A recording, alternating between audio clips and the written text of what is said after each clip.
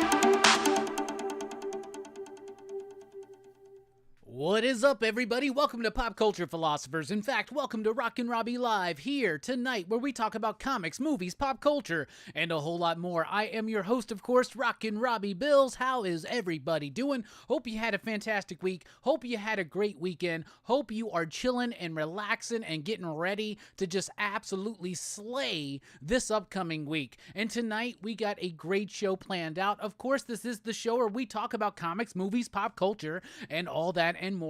And we got the return of the DC sneak peek. Last couple of times we did a Rockin Robbie Live, we weren't able to have the DC sneak peek, but we got the DC sneak peek and a bonus prepared for you tonight. Plus, we're going to be talking Horror Fest. That's right. Tonight will be the 2024 full reveal of the Horror Fest lineup between 3 channels. That's right. 3 channels, 51 movies, 35 shows, and 3 double features. That's right. This year, every single channel has a double feature. We got franchise reviews here at PCP, so it's 51 movies, over 35 shows, on across 3 channels. That's going to be happening later tonight. The Horror Fest reveal in its full glory. It's going to be great. Anyway, I have had a solid week, a really good week. It's been a busy week. It's been, at times, an overwhelming and stressful week. But however, we have been making it through. We're doing the best we can, and we're just pushing through, and that's what we're doing. Y'all, this has been so freaking fun leading up to tonight, this Horror Fest reveal. I had to get on Verno. I had to get on Dylan. I had to get on Mike. I'm just kidding. They all knew that we were doing it tonight, the big reveal, and everybody came together and threw together some of the best lists for Horror Fest they've ever had, as well as some great thumbnails made by me, Verno, and Mike. Mike does the thumbnails for Dylan. I do believe Dylan is on a break until Horror Fest comes out, but it's going to be a great reveal, but you're going to have to wait for it just a little bit, because we got a grand plan, and part of that is me plugging some stuff. So you should support us over at patreon.com/PCP, like these fine PCP patrons right there, or with a super chat tonight. We got a special treat for super chats tonight, so if you feel so inclined to give, please give freely, because you help keep the lights on here in the PCP studios. You should follow Pop Culture Philosophers on Facebook and on Instagram. And if you're on Facebook, join the PCP Army. That's the official Pop Culture Philosophers Facebook group. You can find podcasts and more, including merch links, over at popculturephilosophers.com. You can save 10% at dynamicforces.com with code.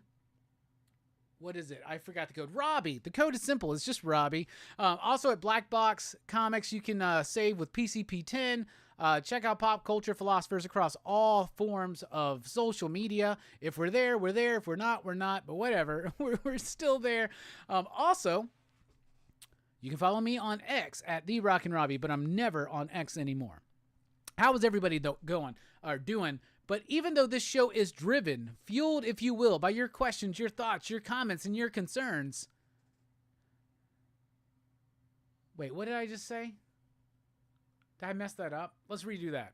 So even though we have a grand plan, this show is driven, fueled, if you will, by your questions, your thoughts, your comments, and your concerns. So get them in right now. What do you want to chat about?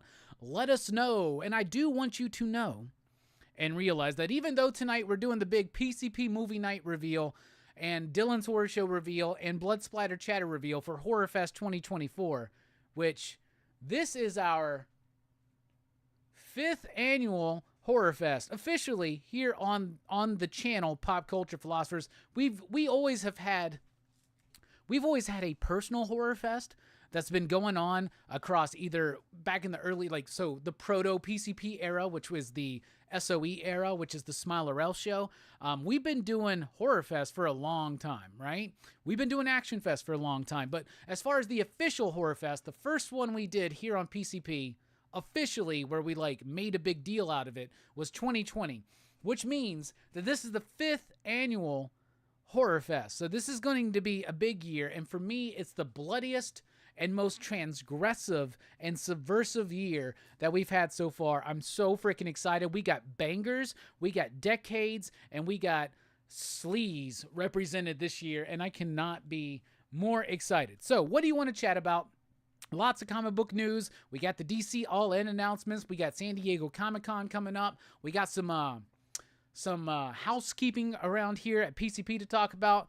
All that and more is coming up. But do remember that even though we're all in the hype right now for Horror Fest, we're still in the midst of Action Fest. That's right. The penultimate episode of Action Fest 2024 is tomorrow night, live here on the channel at 8 p.m. Central Time.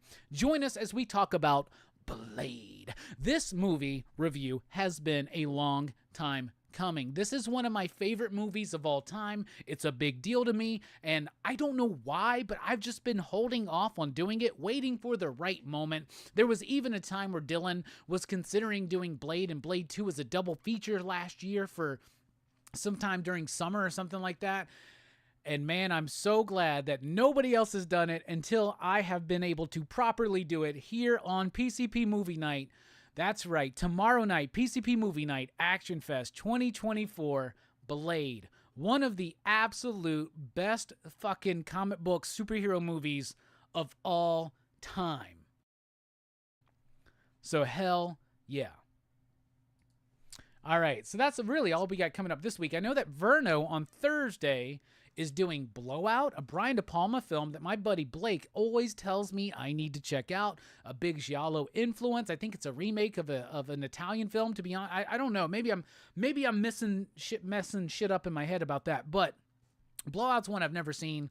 I will not be able to be there on Thursday night, but I may, if I can find the time, watch Blowout this week at some point. But it may be difficult because I've got 3 Christopher Nolan Batman movies to watch this week, and those aren't short, but they're definitely worth it because the finale of Action Fest is going to be the Dark Knight trilogy by Christopher Nolan. But before we really kick things off in full gear here, and I want you out there to let me know what you want to chat about, it's time for your very own official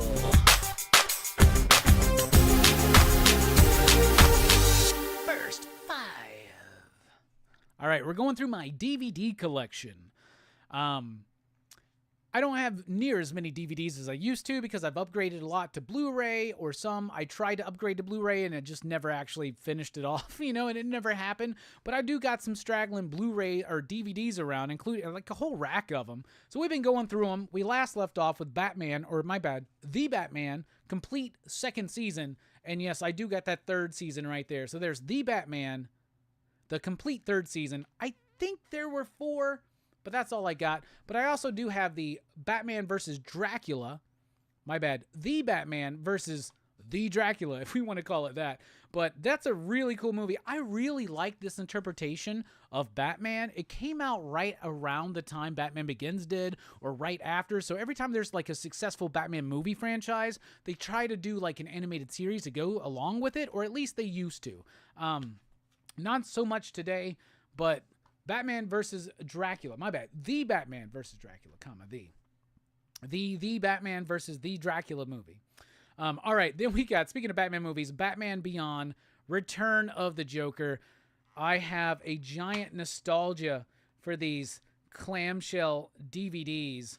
In fact, I need to get the original Blade again, but this is the original uncut version. Of course, it's on Max. Of course, it's on Blu-ray now, but you know, whatever. I've just never upgraded.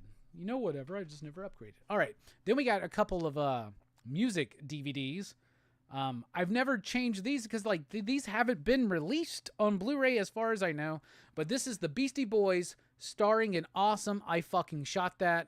There's a ... there, but that's the name of the movie, is Awesome, I Fucking Shot That. This is a Beastie Boys concert filmed by those who were attending the Beastie Boys concert. So it's like a bunch of like DV and a bunch of just like low grade type stuff, but all clipped together in a really dynamic way. I'm a huge Beastie Boys fan, so of course I gotta have that. We're wrapping up the first 5 with another Beastie Boys DVD. This is a Criterion collection of all the Beastie Boys music videos. This is the video anthology. This is all of their videos up to a point. What is the point? I don't think it has any videos from their last album, which would have been To the Five Boroughs. No, they did an album after that. So this is all their videos up through Intergalactic, up through Hello Nasty.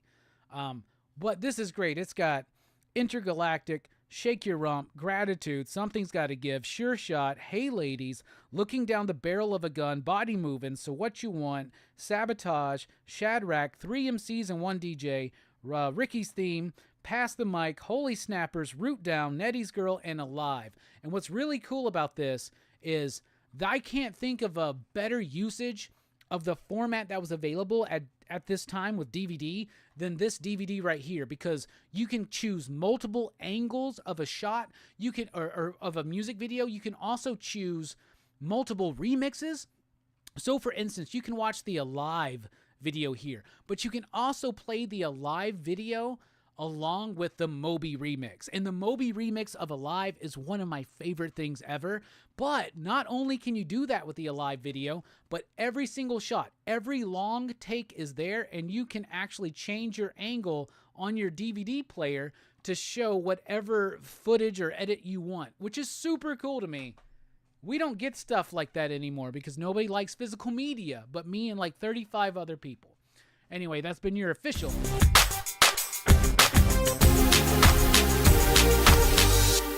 First 5. All right. Cheers. We're back on the old shit. We're drinking some AOK IPA tonight. I have hit a weight loss goal. That weight loss goal, I won't share it because I don't want to get embarrassed myself, because some people are like, you weigh that much? Anyway, I hit a big goal this weekend. So I'm celebrating with my original beer or not the original beer, but one of my favorite beers to drink, AOK IPA. Tonight. For a limited time only. All right, we're going to take a look at the chat and see what everybody is saying, what you want to talk about. We just got GT Key Comic in the house. Entropy in Comics is in the house. What is up? We got Eddie Station. We got Rogue Collecting Station. Hope everybody had a great weekend. Tom is in the house. The name changes. Anissa is in the house. Inja Benja Station. How y'all doing? Eddie encourages everybody to smash that like button. That's right. We really do appreciate all the support. Patreon.com/PCP or with a super chat. It really helps us out a lot. But all the support we need is a like, a share, a subscribe, and a participation in the conversation that we have here on the PCP station. Albert, what is up? Good to see you in the chat. Dynamite is here. How you doing, my man? CTA Frank is in the house. American Demon. Once again, congrats to the successful crowdfunding campaign over on Kickstarter for Envy issue number 2. Excited to see you here, homie. And it was great hanging out, watching another movie that everybody fucking loves, that we just don't understand, I guess. What's up, Kenneth? What's up, Fable? Fable from One Collection Down just had a great episode of Blame Fable and His Amazing Friends. It was the Across the Pond edition, if you will. All of our comic book community homies from the UK, from Ireland, all together in one stream. Fable hosted it, had a great show. Excited for everything that's about to happen to you in your life, dude. Trust me. And I know it sucks. I know it's overwhelming. But bruh, you're a good dude. You're doing the right thing, and everything's going to work out, man. I promise you. We got 9-panel grid in the house. Lots of blue wrenches. Hell yeah. James is in the house. What is up? How you doing? William says, Robbie, what is your opinion of no Blade update at SDCC? San Diego Comic-Con is next week. There will be no Blade update. Maybe, maybe not. I don't know. There's going to be a presence for Marvel Studios for the first time in a couple years, I think. So that's a little bit of a big deal. But just the other day on my Facebook memories, I had my excitement. I displayed it on socials about Mahershala Ali being cast as Blade. And he goes, 5 years ago on this date. So it's now been officially 5 years since the announcement of this fucking Blade movie.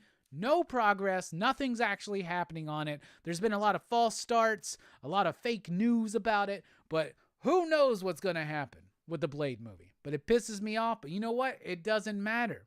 Because we already have actually two, really amazing Blade movies. We're talking about one of them tomorrow night here on PCP Movie Night for the penultimate episode of Action Fest. I cannot find the button. That's right. Join us tomorrow night for Blade.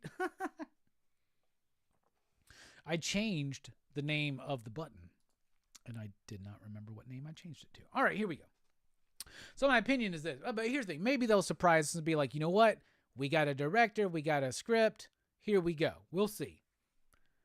But I think the only next surprise announcement we're going to get on the Blade movie is that Mahershala Ali has left, Mia Goth has left, and the Blade movie is scrapped. We'll see what happens. Unfortunately, that's the way I think it's going to go, but we shall see. I hope to be surprised. American Demon says, chat about Longlegs. All right, well, let's chat about it. So I was going to do a Longlegs review tonight. That's what I was going to do. But I put together images and everything, right? I actually worked on it. I worked on a Longlegs review. And then I decided at the last moment not to do a Longlegs review. Now, I'll tell you what I think about the movie, because we just watched, so American Demon and I and some friends of ours and some loved ones of ours, close. We're a family. We're a family, Austin. Anyway, so we all went out on Wednesday night and we watched Longlegs. And the reason, hold on. It's fucking clogged. So the reason why I've decided not to do a Longlegs full actual review tonight where I could clip it out and put it up on the channel. There we go. Was because I don't think I can actually accurately say what I truly feel about the movie until I watch it a second time. And I haven't had the chance to watch it a second time. In fact, right now, Twisters is out, and I'm hearing really good things about Twisters, and I really want to go watch that one. And then we got Deadpool and Wolverine this upcoming weekend, so it might get lost in the shuffle. Might have to wait till it drops on streaming or some shit like that, right? But I will tell you this. I went into Longlegs with a lot of anticipation. A lot of people were saying it was one of the greatest horror films they have ever seen, and definitely going to be the horror film of the year. If you're not aware, Longlegs is a movie. It's got Nicolas Cage in it. It's a little bit of a psychological serial killer kind of drama horror type thing. I don't remember who the director was, but it's by Neon Films, or distributed by them at least. And I watched it, and just like my buddy American Demon, came out of it feeling like I didn't like the movie. So here we go. My initial thoughts on Longlegs. This is not an official review, but this is my initial thoughts. I thought it was whack. I didn't like it. I just didn't like it. Like, there are elements of it I really do like. Let's do the Bloodbath and Beyond method here. What are my pros? My pros are this. It is amazingly shot and put together. It looks beautiful. The cinematography is great, though I do believe it's a little too dark at certain times, but that's a criticism on movies in 2024 or 2023 in general, but it's not as bad as some other movies have been. So there's that. But I think it's shot beautiful.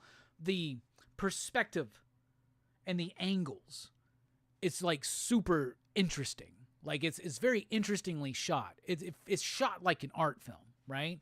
It's got this slow, deliberate pace to it that is slightly mesmerizing. Like when I start watching this movie, I'm like locked in. I'm hanging on to every word. I think this movie is supposed to be really profound, very brilliant, maybe, and something like that, right? So that's a pro, is the way it's actually shot and the way it's kind of cut together.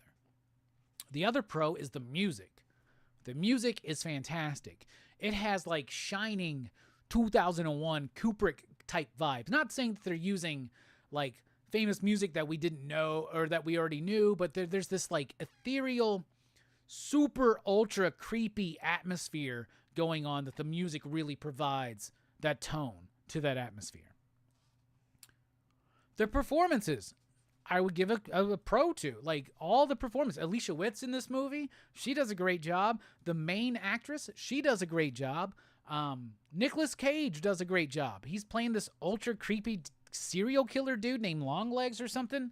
It's good. And I like all of that. But the one thing I don't like is the story. And me and American Demon talked about this. The story is just, it falls flat. And my girlfriend said, it felt like, she said this perfectly, felt like the entire movie we were waiting. And that was the end of the sentence. It felt like at the entire movie we were waiting. We were waiting for something really to happen. And the movie is mesmerizing us. It's transfixing us. It's luring us in with its visuals, with its music, with the acting, with the performances. But the story never pays it off. It never pays it off for me. And there are things that were slightly confusing to me, and I don't mind that, right? I don't mind that at all. But I felt at times slightly confused after the movie. I was trying to piece it together. Everybody in the parking lot, we're having our parking lot after movie discussion, and I'm having to get people to remind me about things in the movie, you understand? And we, like, Austin, you're the one who pointed out to me it was a bag of teeth and not a bag of heroin. We were all confused by that shit. I feel like on the rewatch, this movie might have an opportunity to shine more. Now, I haven't watched Verno's show that he did on Blood Splatter Chatter about Longlegs yet, but I do know that after our first initial watches, he was on my page, but he said that after watching it a second time, he liked it a little bit better. So I do think that it's a movie that I might appreciate more on the second watch. Knowing what, I guess, the theme of the movie is and what ultimately happens, I'm eager to rewatch it and see how that unfolds as a whole, right? So that's where I'm at right now. Right now, I cannot give my full opinion on this movie until I see it a second time. I feel, because I'm giving it the benefit of the doubt, and I'm going to watch it again. And I'm going to watch it again with intention on trying to see, does it actually pull this all together? Because to me, on the first watch, it does not pull it all together. It has a lackluster third act. I did not care about the reveal. I liked the performances. I loved the music. I loved the way it was shot. The style, the style of it was great. Structurally, though, story-wise, it leaves a lot to be desired for me. So if I was forced to give it a rating right now, I would give it a 2.5 you digs out of 5. I'd give it a 2.5 you digs out of 5, but definitely room to grow. We'll see what happens. I got to watch it again, though. But that's what I thought about Longlegs in a non-spoilery way, because some people may have not have seen it yet. If you have seen Longlegs, what do you think about the movie? What would you rate it out of 5 you digs? Road Collecting says, Robbie, what are your thoughts excuse me, on DC's All-In initiative? Dragata on Batman should be badass. My first thought is exactly what you just stated. Dragata on Batman should be badass. And the art that we've seen from it looks badass. Manga influenced, very dynamic, very kinetic, great fucking angles, big figures. I love Nick Dragata's artwork. I got to meet Nick Dragata, and he was super fucking cool. In fact, let me write myself a note to grab my East of West that I got a remark on from him for show and tell during the break. Anyway, Nick is a super cool artist. He is very... I just love his style. What was the Ghost Cage? Was that the name of the book he did? That was a really good book. East of West, of course, is the pinnacle for me, for him. But seeing some of his original art, his black and white stuff, it works. His Batman work looks cool. It's written by Scott Snyder. We'll see. We've seen Scott Snyder on Batman before. This is a new Batman. This is absolute Batman. So anybody that doesn't know,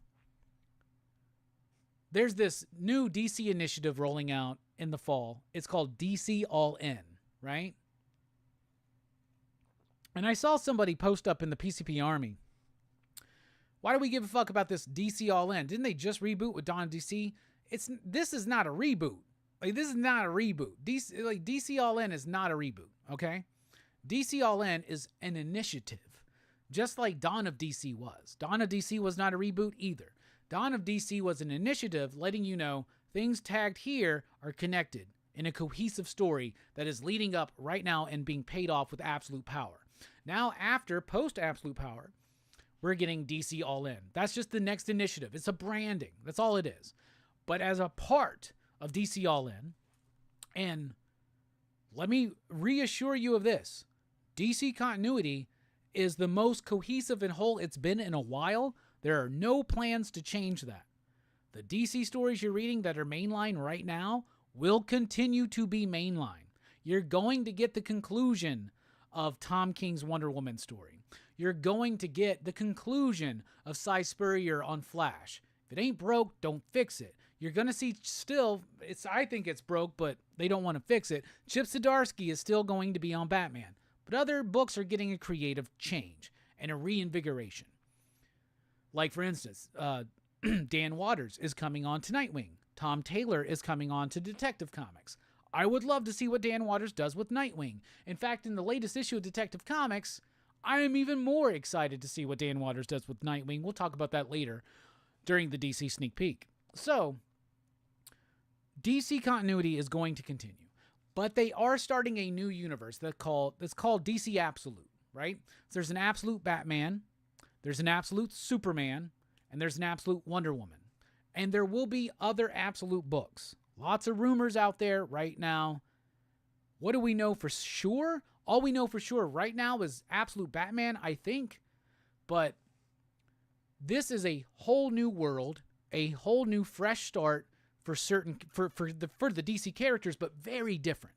So it's been likened to what Ultimate Marvel did. So when Marvel first launched the Ultimate Marvel universe, it was meant to be a from the ground reboot of the Marvel universe. But they kept their main line going, and this was a separate thing, starting Spider-Man from the ground up, starting X-Men from the ground up, and then doing the Ultimates, which was the Avengers, from the ground up. That initially was never meant to be within the multiverse of the Marvel universe. Eventually, though, it ended, right? It ended, it all built up to Jonathan Hickman and Esad Ribic on Secret War, and it ended. And then we had the Prime Earth or whatever. They never did fucking shit. By the way, Marvel never did anything. There's so much potential for a post-Secret Wars, like Hickman Secret Wars, Marvel Prime universe, but they never really dive into it or whatever. But DC's always been with the multiverse and trying to like not have a multiverse, but they've really embraced the multiverse lately. But here's the difference.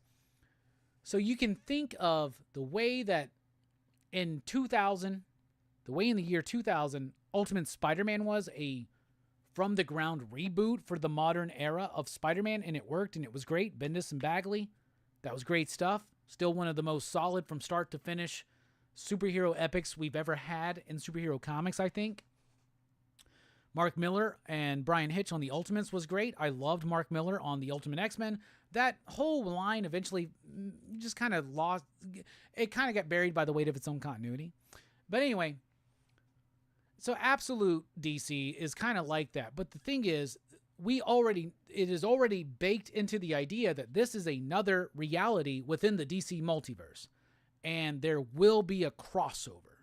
There will be something that we're leading up to. In fact, the next thing post Absolute Power that DC All In is leading us in to the idea that all these things are going to come together in one big epic, another crisis event or some shit like that, right? And I know a lot of people are going to be like, another fucking crisis. And then I'm like, another fucking crisis? So it's just, it is what it is. But DC All In is an initiative, and the Absolute books are meant to be versions of these characters in another reality that don't have the benefits of these characters and what they have with their established continuity in the DCU proper, right? Whatever you want to call it, right? The Prime Earth, right? So, whereas in normal DC continuity, Batman is very rich, and that's why he's able to have all these weapons, and that's just an easy explanation. In Absolute Batman, by Snyder and Dragata, he's not rich. He doesn't have a trust fund. He's not a rich boy. He's got a different origin. It's a different Batman. That's interesting. I think Scott Snyder said enough about Batman, but this is an interesting approach, and I'm excited to see it. Nick Dragata on the artwork is the reason why.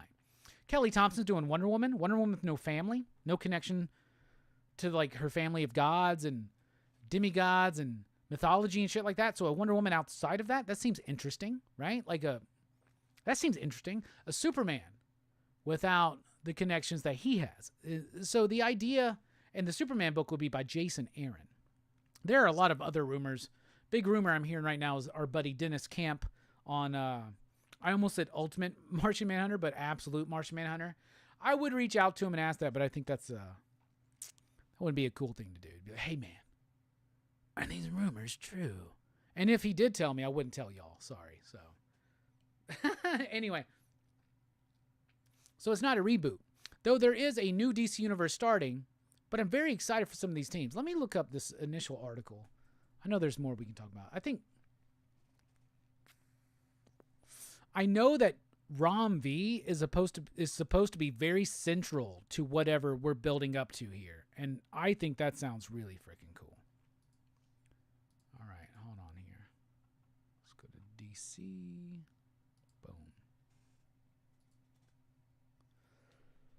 Boom. I'm looking up some stuff real quick just to make sure I can play all these rumors up. Now, we've already got a lot of the announcements of the DC All-In stuff that's coming up and how it affects the main universe. Oh, man, where's it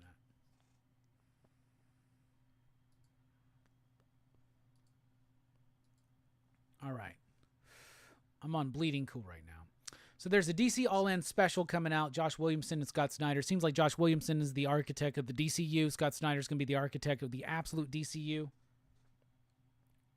Whatever that means. All right, Absolute Batman, Scott Snyder, Nick Dragata. In this iteration, fans will be introduced to a version of the Dark Knight that doesn't have the money, mansion, or the butler of his core counterpart. Interesting. Wonder Woman, Absolute Wonder Woman, number 1. Kelly Thompson, Hayden Sherman. For Diana, there is no Paradise Island, no sisterhood to shape her, nor a mission of peace. So what is the purpose of an Amazon warrior in this new universe? Hayden Sherman on the artwork? Yeah, I forgot about that one. That's dope. Absolute Superman number 1. Jason Aaron, Rafa Sandoval. Present a new Man of Steel with the launch of Absolute Superman. Superman has no family, no fortress of solitude, and no home. Will he stand for truth, justice, and a better tomorrow in this new universe? And we got lots of rumors about things that are coming up. You know me. Or I hope you know me. And if you do know me, as I hope, you know that above continuity, that above publishing initiatives, that above whatever the fuck event they're doing, I love good comics. I love story. I love telling stories. I love hearing stories. I love them being told visually, whether it's cinema or whether it's in comics. Comics, you can do things that you can't do in cinema. And I'm not just talking about the budget. I'm talking about the way you can fuck with time, the way you can play with pacing and shit like that. There's so much interesting stuff you can do in comics. And comics can be more singular in their vision as opposed to a movie, which takes like 1,000 or more people to make. But a comic book can literally be made by one fucking person. So you get a singular vision or a closer, more cohesive vision and connection to the creator or creators in a comic book. So I don't care about the idea of another reboot, another crossover, another fucking Ultimate Universe, another initiative, another branding. I don't care about that. I care about story. Superman 1, we'll see.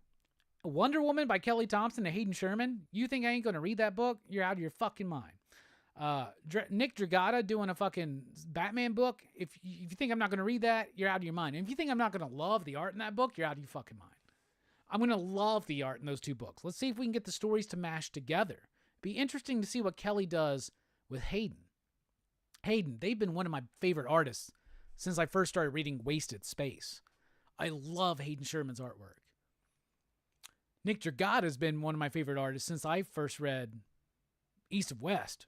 And I didn't even realize I'd already been reading his work in the pages of FF over at Marvel, written by Jonathan Hickman. So, I'm down. And y'all also know that I'm a big sucker for DC multiverse crossover events. And if this is something where we're like, and it seems like we've done this before, not just with the Ultimate Universe, but like DC Earth 1. Anybody remember that shit? Batman Earth 1 by Jeff Johns and Gary Frank. Those were good books. They're really good books that still sell. They're perennial books. Even though the universe is kind of dead, nobody plays around with it anymore, whatever. Then you had Earth 1 Superman, J. Michael Straczynski is aight. Then you had Grant Morrison and Yannick Paquette doing some interesting stuff with Absolute Wonder Woman, but I've never finished it. So, anyway. So, all in all, this is what I think.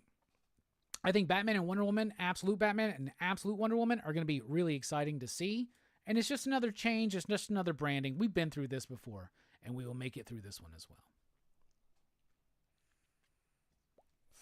Eddie says, I think the new Blade movie is dead. Yeah, maybe. Blade. Raphael says, oh, did I catch the beginning finally? Yeah, you did. What's up, Phil? How you doing? Hey, Carrie's in the house. Hey, party people. Finishing up my FOC for LCS. That's a loud-ass thunder. I don't know if y'all heard that. And stepping in and out of the chat. We're in a severe thunderstorm warning. Hope our power holds out. Dynamite says, do you feel the Russo brothers can turn the MCU around? Maybe, but here's something I've learned, and I live a life by this. The way forward is not backwards. The Russo brothers had success in the MCU. They were key and crucial to that success, especially at the end of its like first big wave, all the entire Infinity Saga, right? The second half of the Infinity Saga, the Russo brothers are a big deal as to why that worked. But the way forward is not backwards. And that's not just movies and Hollywood. That's life. Sometimes we can go back and rebuild a foundation. That's different than trying what worked before. So yeah, the way forward is not backwards. So I don't think bringing the Russos in is gonna help. They might make a good movie, but it's not gonna change the fundamental problems with the MCU right now.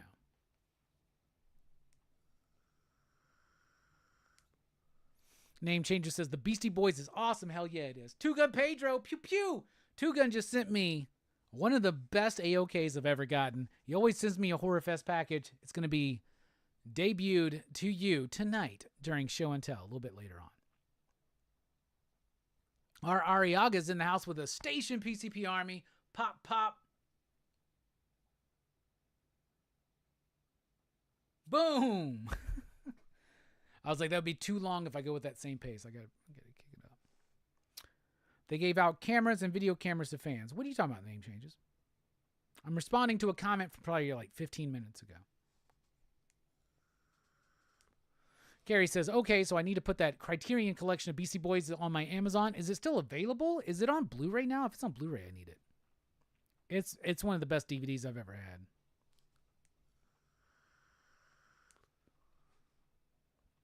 All right, my chat just dropped. Hold on. If I miss you, just throw it back in. Mike says, hopefully corporate-sponsored digital media fanaticism will be short-lived. That's funny to say.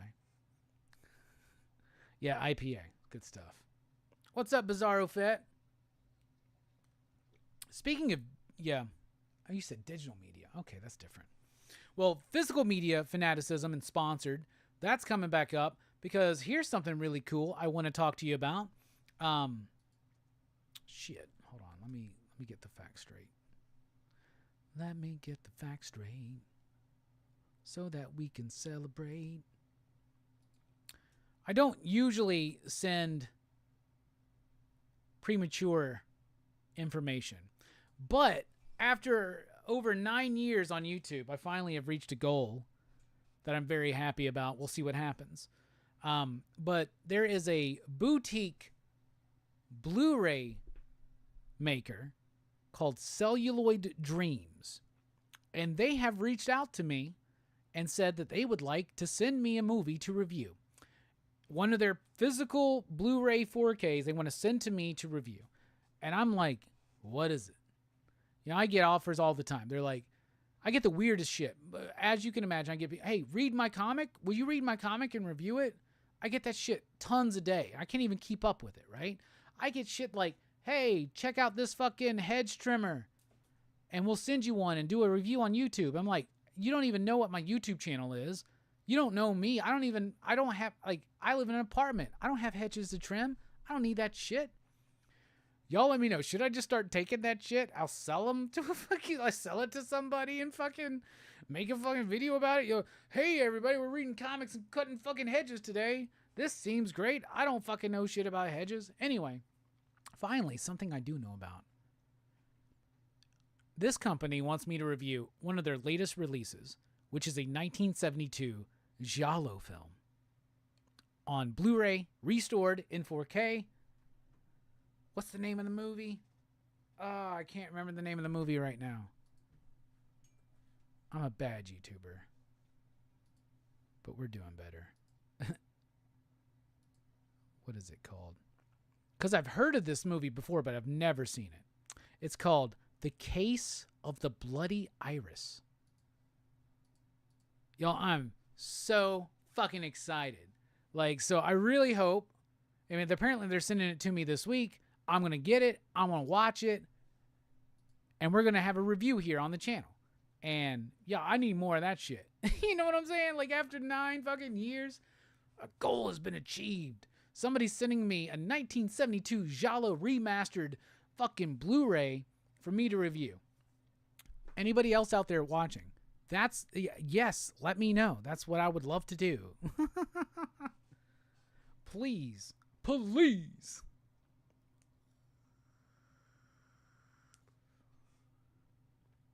All right, moving down. All right, back to, okay, Longlegs conversation. Now we know where we are.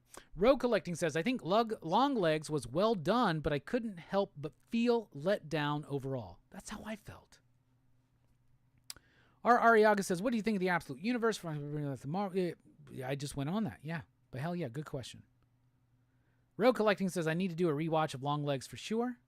Oz Perkins directed it, says Evan. Well, thank you. Fable getting everybody ready to sub up to DHS and BSC. Dylan's Horror Show and Blood Splatter Chatter. Make sure that this Horror Fest is the best ever. Clayton, what is up, my dude? Dude, I missed you so much last night, man. Clayton, who I went to see Longlegs with, said, yeah, I was expecting something different, but the third act had me like, but it could have been better. Also, Station, baby. We'll station you, Clayton. Love you, man. Name Changes says East of West was awesome. I got the whole series. Yeah, East of West is one of the greatest comic books of all time. Period. Anybody who's not excited for Nick Dragotta on a Batman book is ridiculous.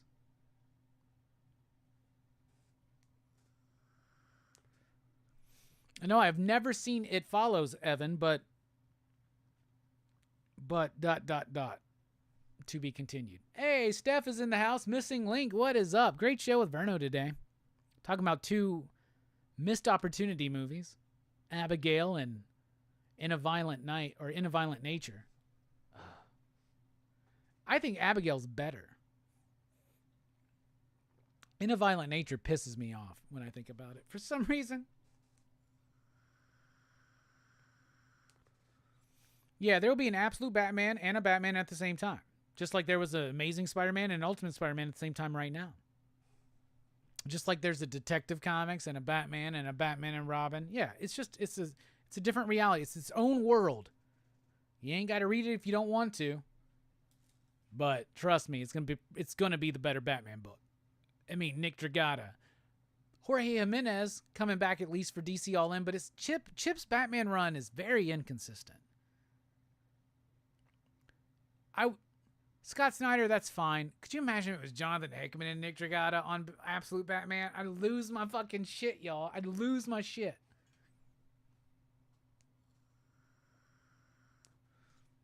I don't think I'm all in yet, getting a lot of comics already. You don't, yeah. No, they want you to be all in. They want you to get everything. They want you to feel like everything matters. Continuity matters. Whether it's Elseworlds or whether it's Absolute or whether it's DCU. I mean, here's the thing. This is the secret.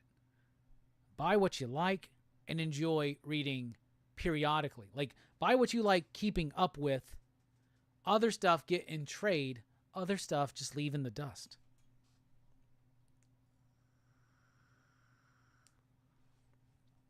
Wasn't the Earth One book supposed to be DC's Ultimate line initially? Yeah, I pointed that out in my rant a little bit. That didn't work, but they didn't... What's the difference here?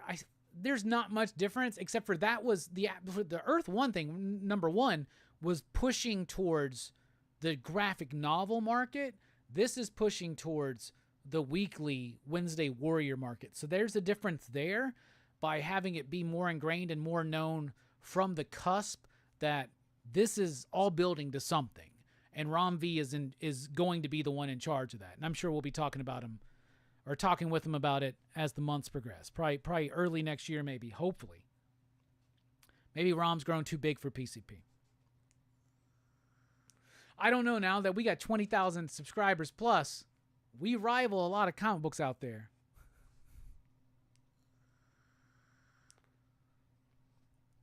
Evil Face Bad says, I'm down to get the first few issues of Batman Absolute. Screw it. It's Batman. I'll give it a shot. I mean, if I don't like it, I can always stick with Detective Comics and the regular ongoing Batman book. Steph says, Snyder's Batman sounds like a lot like Darren Aronofsky's Batman film pitch. It does, actually, now that you mention it. Yeka Meka says, Absolute DC is not popping off at all in terms of the announcement getting views. Quality over everything.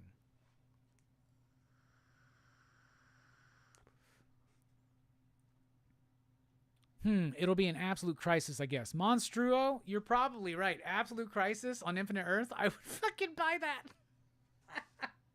I'm a sucker for crisis events. I really am. No, but here's the thing. We can all recognize... here's the thing. I got to get out a Paradox free card, so I don't mind saying this. I can roll my eyes at yet another initiative, another reboot, another relaunch, another creative team shift. I can do all that. And at the same time be like, Nick Dragotta's doing Batman. Hayden Sherman's doing Wonder Woman. I'm fucking excited. Maybe you should just put those teams on the actual books and not care about this shit. But at the same time, you're letting Nick Dragotta design his own Batman. That's kind of interesting to me. Good comics are good comics. Initiatives are initiatives. They fade in the wind.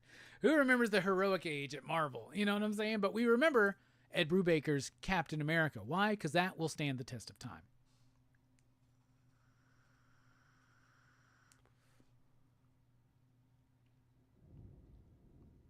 Did Hayden do thumbs? Yes, Hayden did thumbs. He did they did the few, thumbs, above snakes, wasted space. A lot of work at DC right now. Currently is on Into the Unbeing. They did a Wildfire with Scott Snyder. Hayden is one of the absolute best comic book artists out there, and everything they do is different and innovative and pushing the envelope. Hayden is amazing.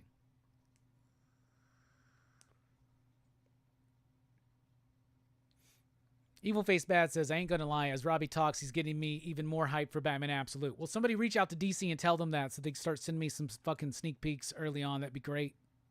Let's get Nick on the show. Let's get Scott on the show. Let's talk about it.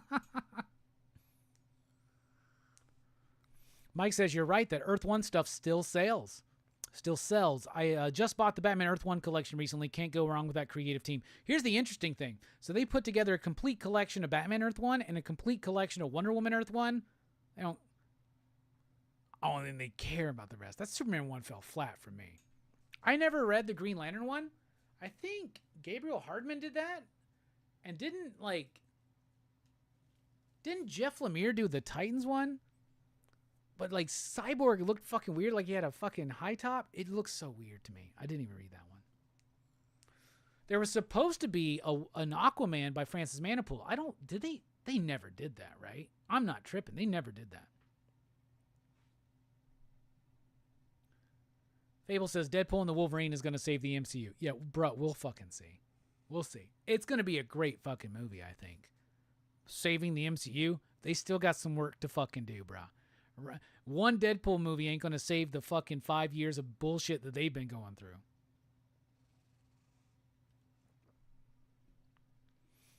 Mike says, I just read that they are rushing the Avengers into production.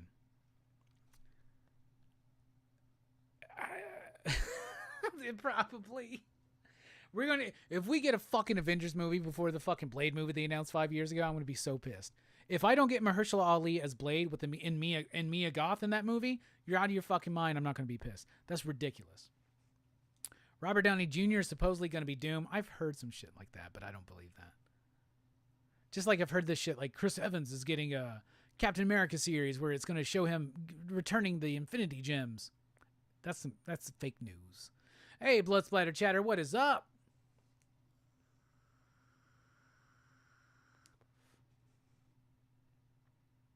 Yeah, it is awesome, Fable. Thank you.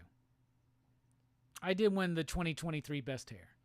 By the way, we need you to vote right now over at CBC Awards. Actually, not vote, but nominate.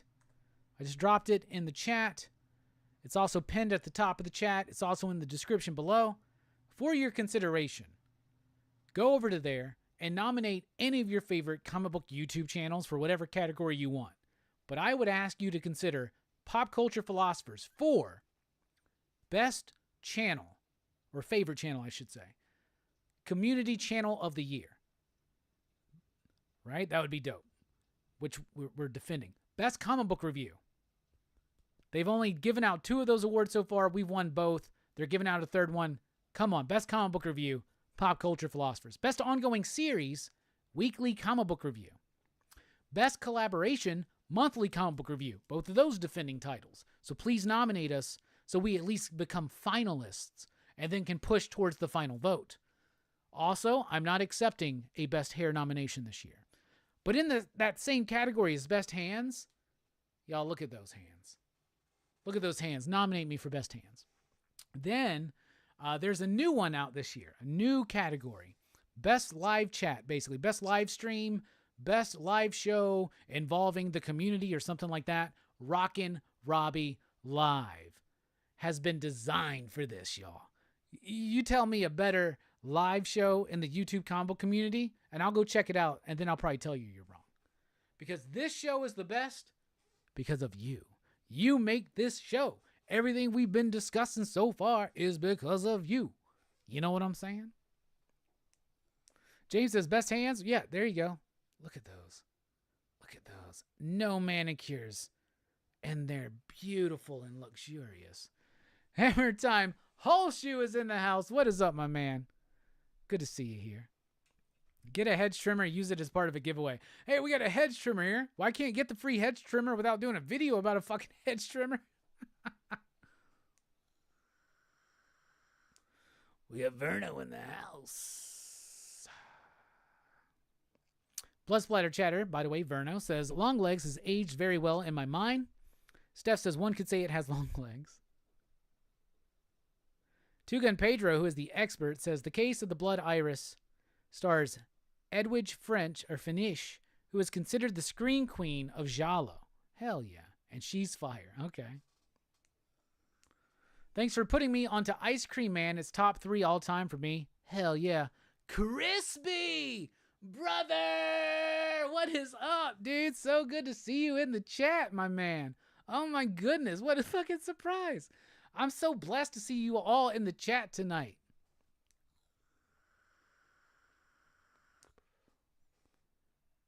Hip Hops and Me, what is up, my man? William, what is up? Interested in Chris Condon on Green Arrow? Yeah, that should be cool. Nisa says, Robbie, how have you been mentally? How's the weight loss journey? Super proud of you, man. Well, we're doing our best. I hit a weight loss goal a couple days ago, so I've allowed myself to drink some beer and have some pizza this weekend, but we're back on it tomorrow. So the weight loss is going really well. Mental health is doing very well as well. And all the people around me in my personal life, my super inner circle, I'm very proud of them, and they're all doing awesome. They're all amazing. They're all amazing. And they've all been going through their own shit, and they've all been there for me. So J, H, K, y'all are the fucking best. I love y'all so much. And M, you too, brother. Love y'all. But I've been doing good, Anissa. Thank you for checking in. Carrie says, Robbie, of course you can handle countless crises without batting an eyelash or get annoyed. You have the obedience of a saint. Think of how long you kept with Spider-Man. I know, but I had to get rid of that shit. I made it through all the Nick Spencer run, though, and I was like, I cannot do this fucking Zeb Wells shit anymore. But now that I know it's ending, I was like, fuck, maybe I should have stuck with it. Good to see everybody in the chat. Steph says, yeah, the only Earth one that truly hit was Batman. Dude, Jeff Johns and Gary Frank on Batman Earth 1 kicked ass. I was slightly disappointed in the Grant Morrison Wonder Woman Year 1 or Earth 1, but I want to go back and actually reread it. Morrison hits me a lot now, but their work sometimes I need to let it settle. Like the way I appreciate Invisibles right now and why it's my favorite comic book series of all time is not the understanding and interpretation I had of it when I first read it back in like 1999 or 2000.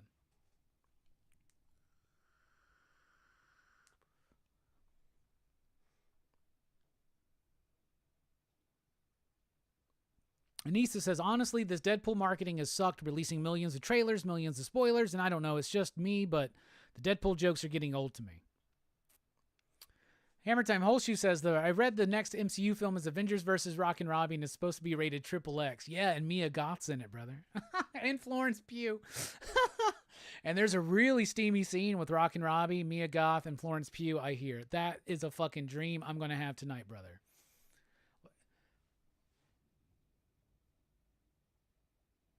All right, I just had to put that in my brain for a second, so hopefully it goes away into my subconscious, and I do have that dream tonight, because that would be fucking awesome.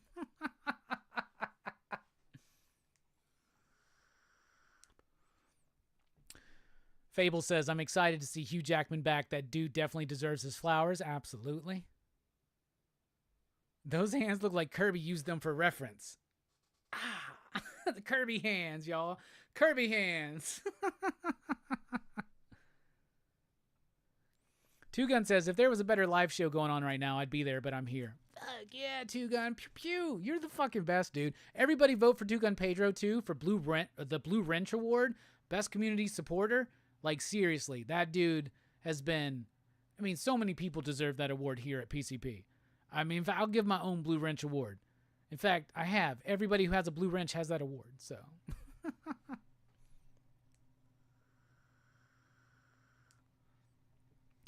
Twitch is in the house. I fell off my wagon recently and went back to playing Destiny 2. I need about 3 more hours in my day.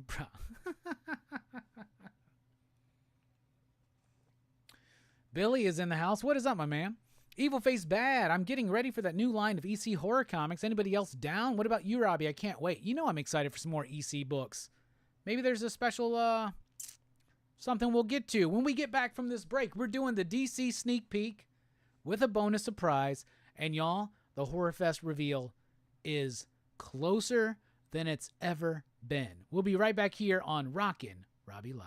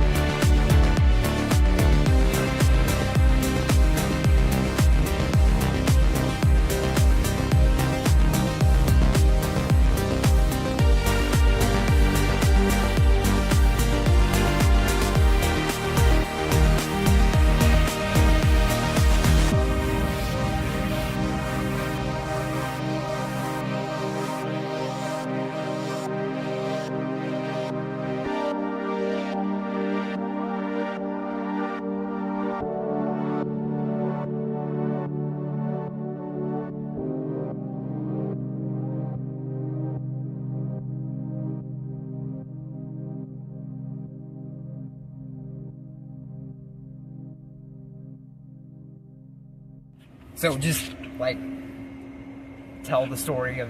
Yeah, right there. Just kind of basically like you were saying the other day. Start? More about having fun and about going out and doing this. I like the show. Well, Hello. at least just me. It's as much about us as it is the paranormal. Here to find some shit. The goal is that we're going to try and get abducted by aliens, or at least see if we could see the UFO encounter. So, what do you think's going to happen tonight? Probably nothing. Probably But nothing. best case scenario, man, we get sucked up there. Yeah, if they'd arrested us, like, what would have happened? Like, we would have gone to jail and had to go to court, and they'd have showed up and looked stupid. I'm just here to, like, you know, I'm super into, like, the idea of aliens and ultra-terrestrials and shit like that, so I want to see, like, what can we do? And most people think of them as these nuts and bolts things, these creatures that are coming from another place, but it might not be that way. But we're also looking for this through line, this grand theory. You approach the high strangeness and all that kind of stuff, right? From like a sense of play, a sense of having fun, that's when you see it. Exactly. And pops across the sky, and it just goes forward steady. It disappears. Ultimately, we're just going to have to wait and see what happens.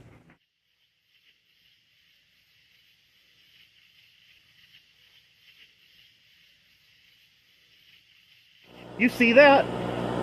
Right there. Oh, yeah. Oh, that moved. Oh!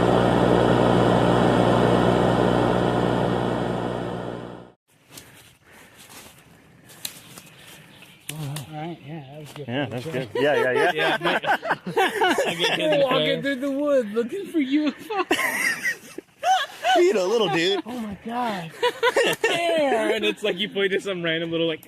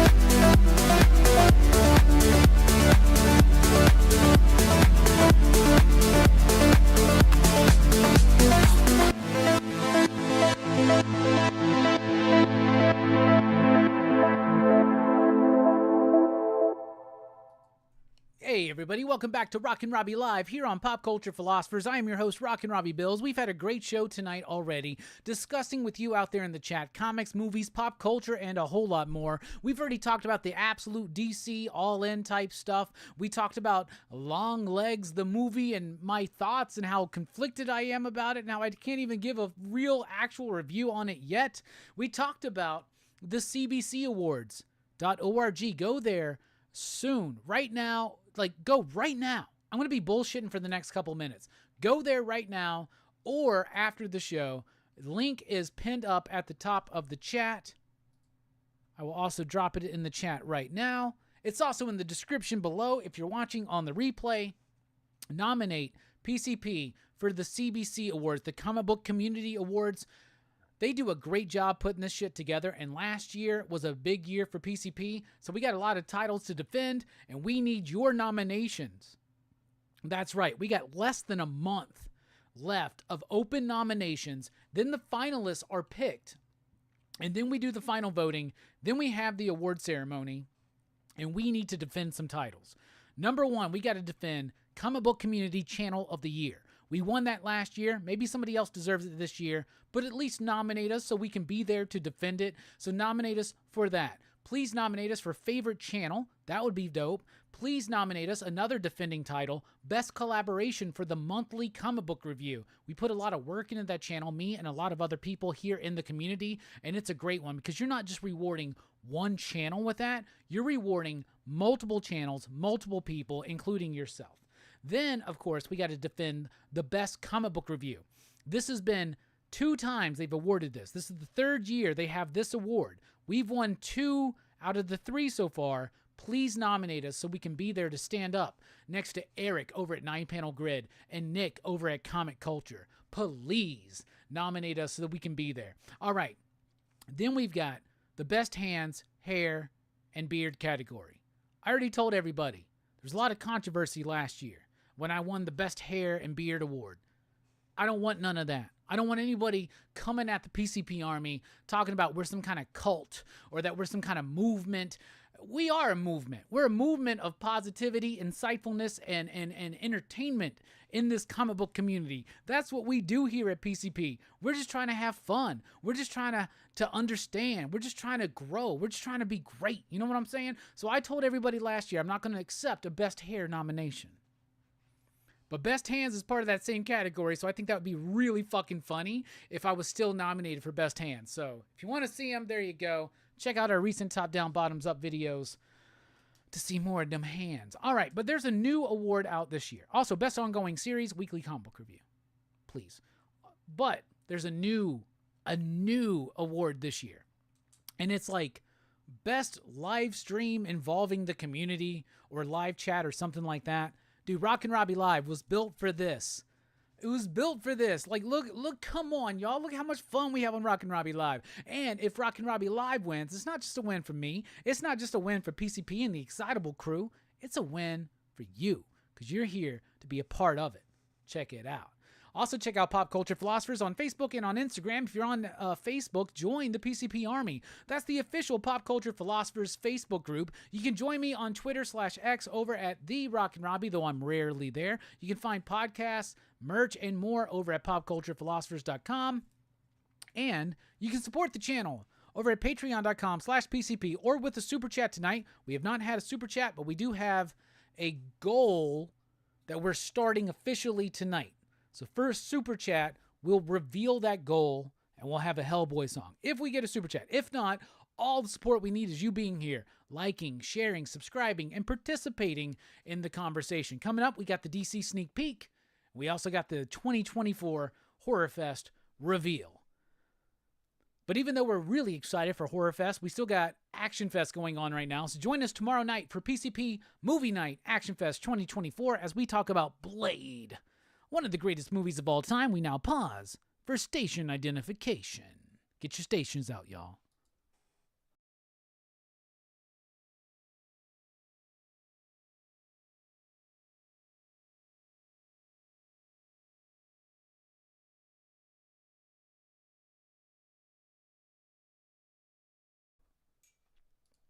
All right.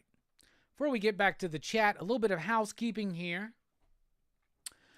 So y'all know that I have a working relationship with Dynamite Entertainment or Dynamic Forces. I don't know. I think it's Dynamite that officially pays me, I think, so we'll just go with Dynamite for now. So I do these shows on Monday night from 5 to 7 Central Time on the EXP. Can someone please throw out a link to the EXP channel? The EXP, first of all, is on their road to 3,000 subscribers. And when they hit a milestone, they do some really awesome giveaways, usually CGC graded books, right? Who knows what they'll do. But the show that I do on Mondays generally focuses in on commissioned cover sketch art, right? So you get blank covers and they commission great artists to do recreations of covers or do their own thing with certain characters. And there's some really great things there. So y'all need to check that out. But y'all also know that I've been doing this show on Fridays at 11 a.m. Central, 12 noon Eastern, right? I've been doing that on Fridays with Rex and sometimes Amy. So it was the Rex and Robbie show. It became the Amy, Rex, and Robbie show. That is now changing. So I just wanted to let y'all know what was up and what we're doing. So starting this week, the idea, and we'll see how this develops, but the idea is to continue doing my Dynamite-sponsored show on Fridays at 11 a.m. Central Time. But what they will be now, instead of a topic-driven conversation with members of the Dynamite staff, it is now going to be conversations with creators about upcoming Dynamite books. But here's the thing. It's not just a plug, because y'all know I love talking to creators. Thing is, I haven't had a lot of time to talk to a lot of creators. Not lately.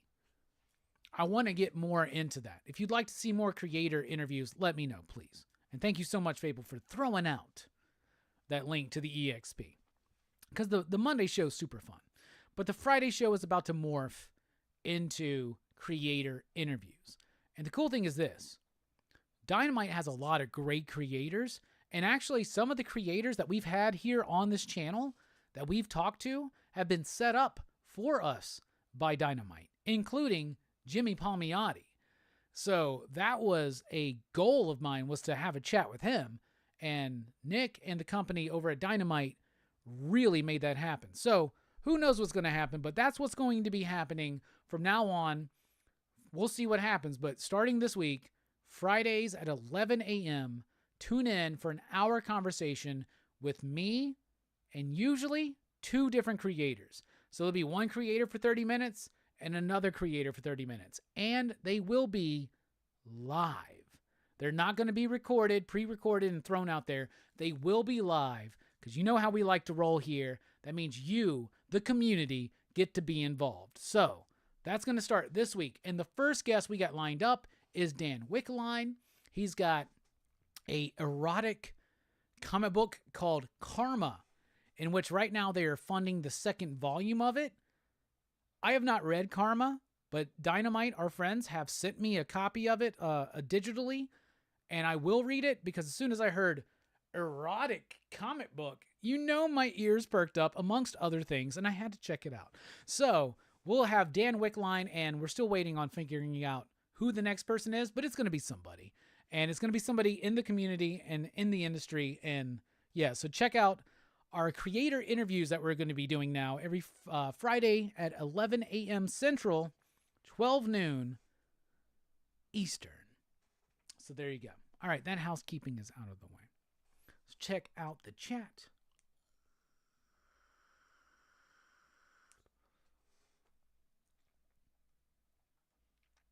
Let's see. Is Robbie doing his own version of Blair Witch? You're talking, okay, or Blair Witch except aliens, and William says, yeah, it's called Don't Go in the Woods Drunk.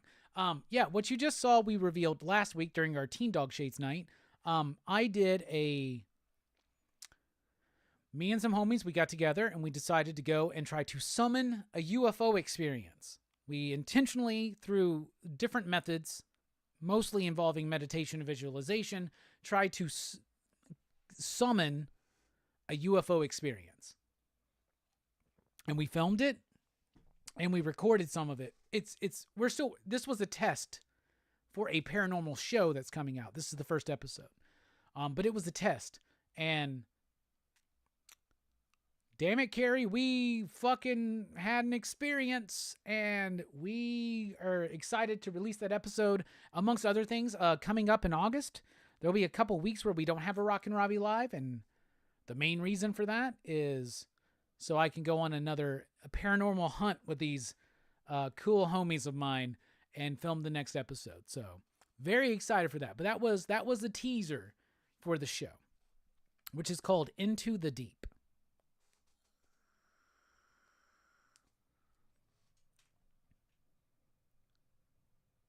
Evil Face Bad says, I don't know about that Blair Witch, but I do know that sometimes when you go out there looking for stuff, you might not like what you find. End up getting bent over, anal probe, screaming for Jesus. Squeal like a piggy. You sometimes you can wind up in a deliverance situation. Sometimes you can wind up in a fire in the sky situation. That's why you always got to be protected. James said they should create a Rocket or a Robin Hood comic based on the original 70s cartoon. I would totally be down with that. They should get me to write it because that's my favorite Disney movie, is that Robin Hood movie.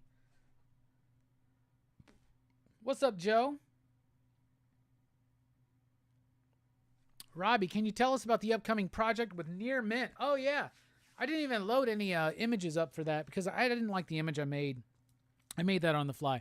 I reached out to Omar. Omar's from Near Mint Condition. I met him at Heroes Con a couple years ago. Me and him have chatted a little bit back and forth, not too much. I wouldn't consider us homies or anything, but I like him a lot. I like his channel, I like his enthusiasm. I met him in person. He was cool. Chatting with him on socials is cool. And he mentioned that he wanted to do more together. And I was like, yeah, I'm always down for that. And then he's the reason why we got connected with Marvel, which everything's been so hectic lately. Have not been able to fulfill my obligation to Marvel. So I got to get on that like this fucking week. I got to do that. I got to do the gods thing. I should have just ranted about it here, and maybe I'll do that. Maybe next week I'll do the Marvel video live, and we'll just clip them out, right? Like, when Marvel won't know the fucking difference. They'll just think we fucking did it. They'll love it, whatever. And that way we can get more access to Marvel. More access to Marvel means things like creator interviews and shit like that. And I love doing the creator interviews. They don't always do the best, right? Like whether it's like viewership or financially, but like I love doing those things because I love talking to these people about these books, and I love understanding more about the behind the scenes stuff. Like, I'm really into it, right? And I'm trying to become a comic creator myself right now. And so I would love that. Like, so more access to things like Marvel or Dynamite or DC or like, I really want to get hooked up with Fantagraphics. You know what I'm saying? Like, I really want to get hooked up with Fantagraphics.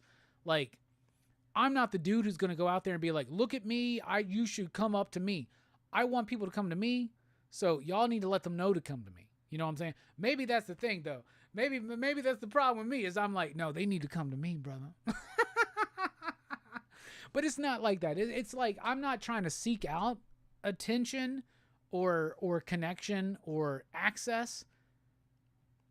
I like it when it comes to me, if that makes sense.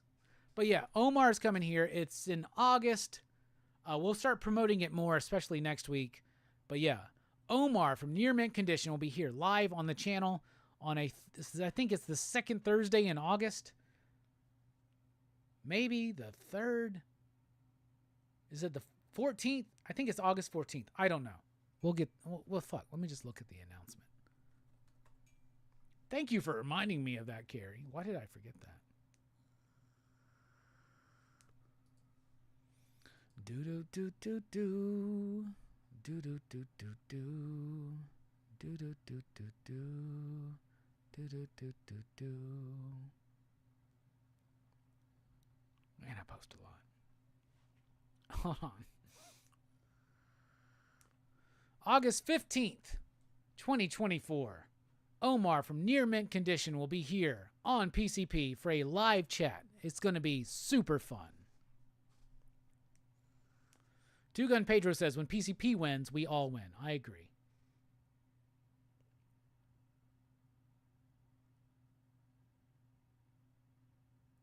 Billy's been talking about his comic. Billy, when that comic comes out, please send me a PDF so I can check it out. I would love to check it out, read it, give you my thoughts, and I would love to promote it here on the channel, bro. You've always had our back. We got your back. Billy, let me just break kayfabe real quick. Billy, I've always been looking at you, feeling like you're a dude that's about to cross the line. And you ain't never crossed the line. So to me, you like toe the line. And that makes me like fucking respect you even more, because that's something I feel like I do in my personal life is toe the line. Like, I'm not on this side. I'm not on this side. I'm just doing my own thing. I feel that from you, Billy. I really appreciate that. And I'm excited for your comic coming out, man. I would love to read it and check it out. Let you know what I think. Just let me know.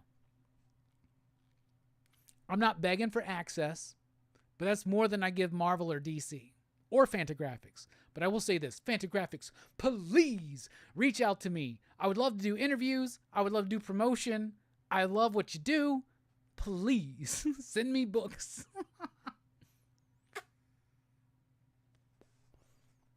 Inja says, drinking an IPA tonight as well. Fuck yeah, here's to you, Inja. All right, here's a HorrorFest announcement I'll make publicly for the first time. Inja Binja will be joining PCP Movie Night for HorrorFest 2024. And I could not be more excited to have her perspective on some of the movies we're going to cover, especially the movies she is signed up for. I'm very fucking excited. I'm so excited, Inja. I really am. You have no idea. I think you're great. I love your... I don't know. I love that you love horror movies. I follow your IG page. I've seen you on Fable's show. I've watched some of the content you've been on, and I immediately wanted you to join us. So I don't typically seek out people to join us, right? So You should be pretty honored. I'm just kidding. No, you're great, and I'm excited to have you on the show. Figure Drawing says, Blade rocks, Blade 2 rocks. Let us never talk about 3. There was a Blade 3? Man, that would be great. Could you imagine if there was a Blade 3 that had Dracula in it with Parker Posey as one of the main characters? Man, that would be great, but they never made it. Like Link says right there, they never made a Blade 3. That's how we view it here.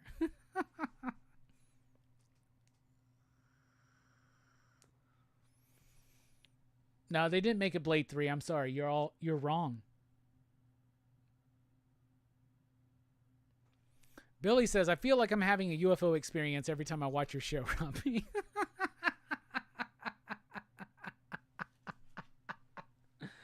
Two Gun says, my toes curled when you said erotic comic, Robbie.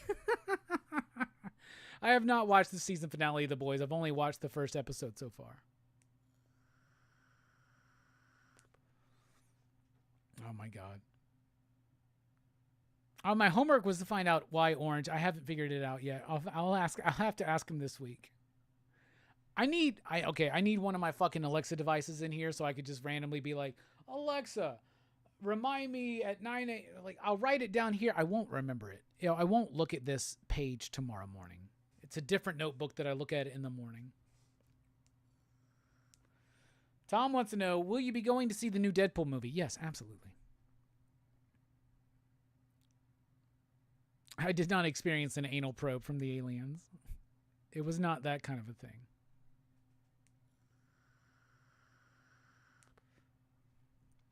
Get you a nice fat blunt and you'll see some UFOs, some aliens, even some mermaids doing some of that lesbian shit in no time. Nice Mallrats reference. I was smoking some weed, but that's not why that happened. We weren't doing anything psychedelic. Hey, Ronald, what's up?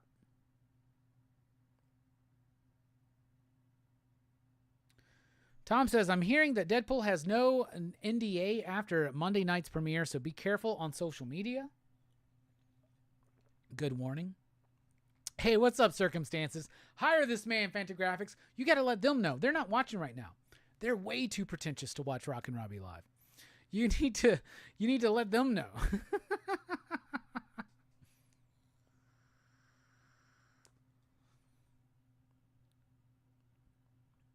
Circumstances also deserves a look for live stream shows. Yeah, Carrie, you may be right, but I'm not going to say that here. Because the first one needs to go to Rockin Robbie Live, and we can all agree on that. Because a win for Rockin Robbie Live is also a win for Circumstances. Because here he is. Brother Joe, what is up? Circumstances don't believe in that shit, but I want to. Here's the thing. Marcus, we got to set this shit up. You come down here, or we go up there, and we do an investigation together. Your ass will be fucking scared. Trust me. It's going to be great. Not scared, but your ass is going to see some shit. When you're around me, and we do... This is the second time I've done something like this. Shit happens. Shit happens. Shit happens. Let's fucking do it. FOC and Chill's really good. That deserves the nomination. But we deserve the nomination too. And then we can fight if we're finalists. Everybody go put some shine on the cbcawards.org. I don't care who you can vote for, or nominate. So please go nominate people. Everybody needs to go. That was a good drum beat. When you just said that stuff, that was a good promotion. Just made me think of that. That was a good drum beat. Anyway, I love that fucking shit. All right, it's time for the DC sneak peek. Believe it or not, DC's got books out this week on Wednesday. They're no longer early, but you still get your early DC sneak peek. All right. Let me pull these books over here. All right, first one up is a book that I had very low expectations for, but I actually enjoyed, and it's Absolute Powers Origins, issue number 1. This is a 3-issue miniseries written by John Ridley with artwork by Althea Martinez. The artwork is okay. The artwork really needs to either choose to be simple or complex. It kind of tries to do a balance between the two. It doesn't quite work for me, but the artwork's okay. But the story was really exciting. Well, exciting's the wrong word. The story was really good.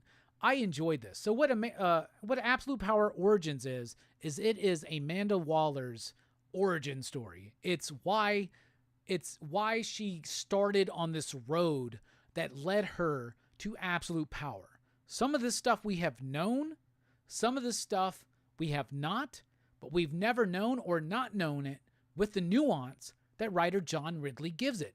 The dialogue is really solid, but there are a couple pages where the dialogue's a little bit like, what? But aside from that, it really works for me. It's the start of Amanda Waller on this journey that will ultimately lead her into absolute power. This was pretty solid. So if you're all in on absolute power, check it out. Then we've got Absolute Power Task Force 7, issue number 2. Each of these issues is done by a different creative team. Each of these issues is focused on a different Amazo Justice League robot. If you're not in the know, Absolute Power is basically this. Amanda Waller has now made her attack on the superhero community.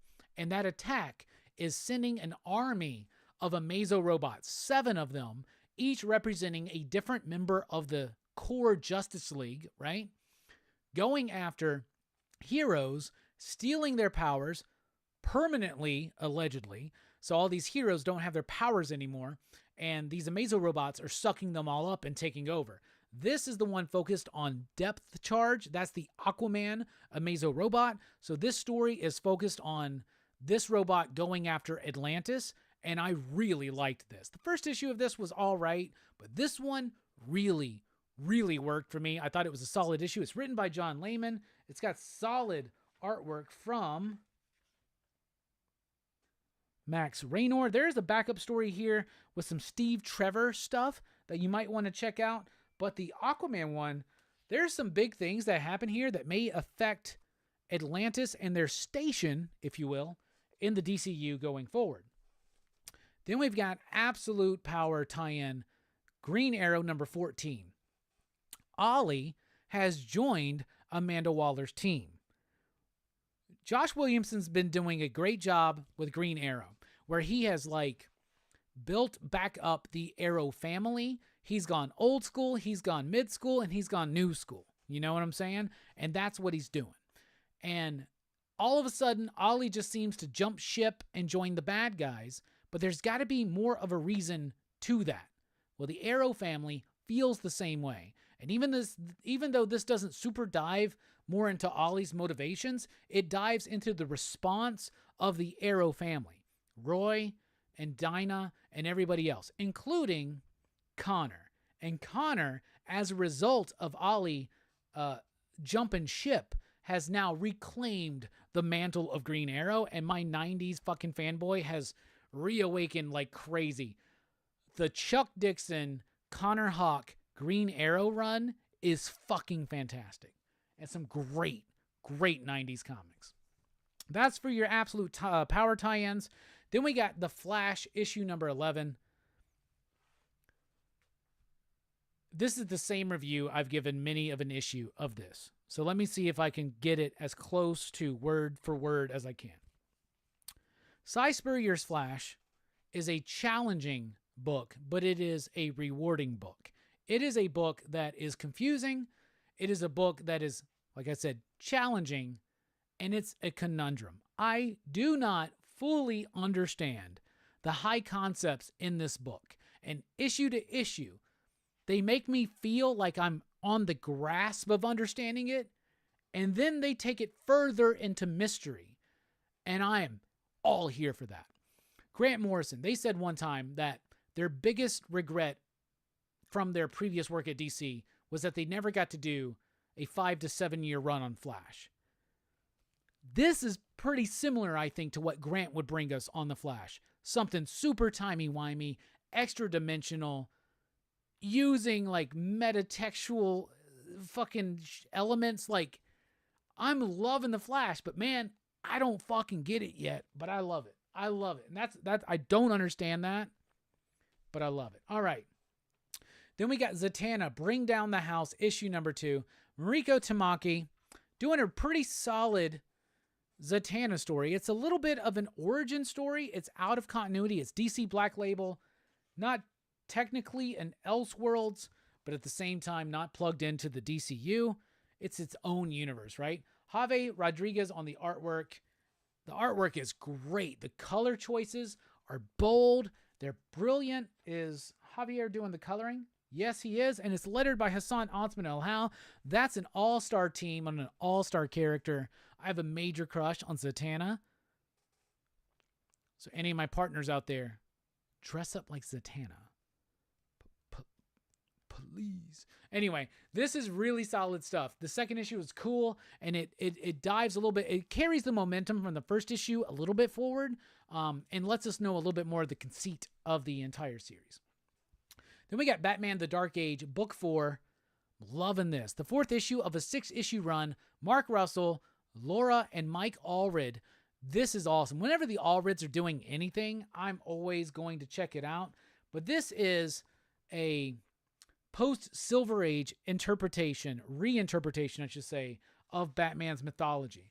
So we've already seen this team work on Superman in the Space Age, right? The Silver Age type era. Superman Space Age was good, but I felt like it fell a little flat towards the end, but the art was great the entire way through.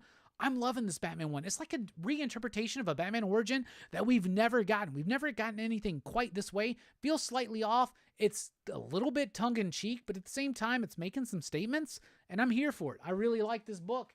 4 issues in, I'm loving it. Then we've got Detective Comics 1087. Y'all, we are hitting the crescendo of the Rom V gothic, tragic, romantic, and operatic run on Detective Comics. And we are now at the point where the hero has reclaimed his identity, has actually evolved even beyond that identity, and has really started to earn and reward that identity. And now every piece has been set, and now we're in the final act, and everything's moving forward at a breakneck pace. I fucking love this book. This book is amazing. Rom V is amazing. His artists are great on this book, but Rom V is fucking amazing. This book is fucking amazing, and it's going to be something I read and reread over and over again. And we haven't even understood all of the nuances of it. But the biggest surprise for me from DC this week was my DC pick of the week, Nice House by the Sea, issue number 1. DC Black Label book, the follow-up to Nice House on the Lake. So, real quick, let me vape. Nice House on the Lake started really strong. A great, interesting mystery about the end of the world, and there's like these, what was it, like 10 or 12 survivors that are picked to live. It's like the real world meets the apocalypse, is basically what it is, right? That is what it is. Why did I never say that? It's like the real world meets the apocalypse.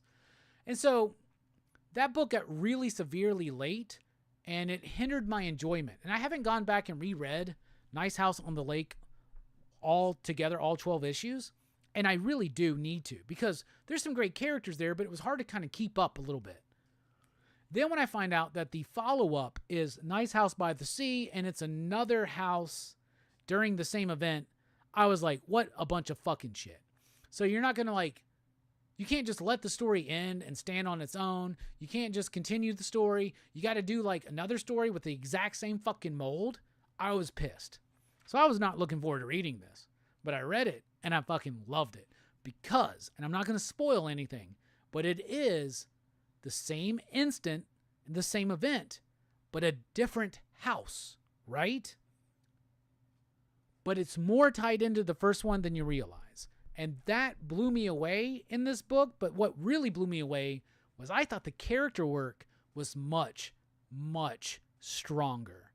And if you like Nice House on the Lake, I think you're going to love this, because it does elevate some of those themes and ideas, not just in the characters and the subtextual nature of the story, but also the world of the story.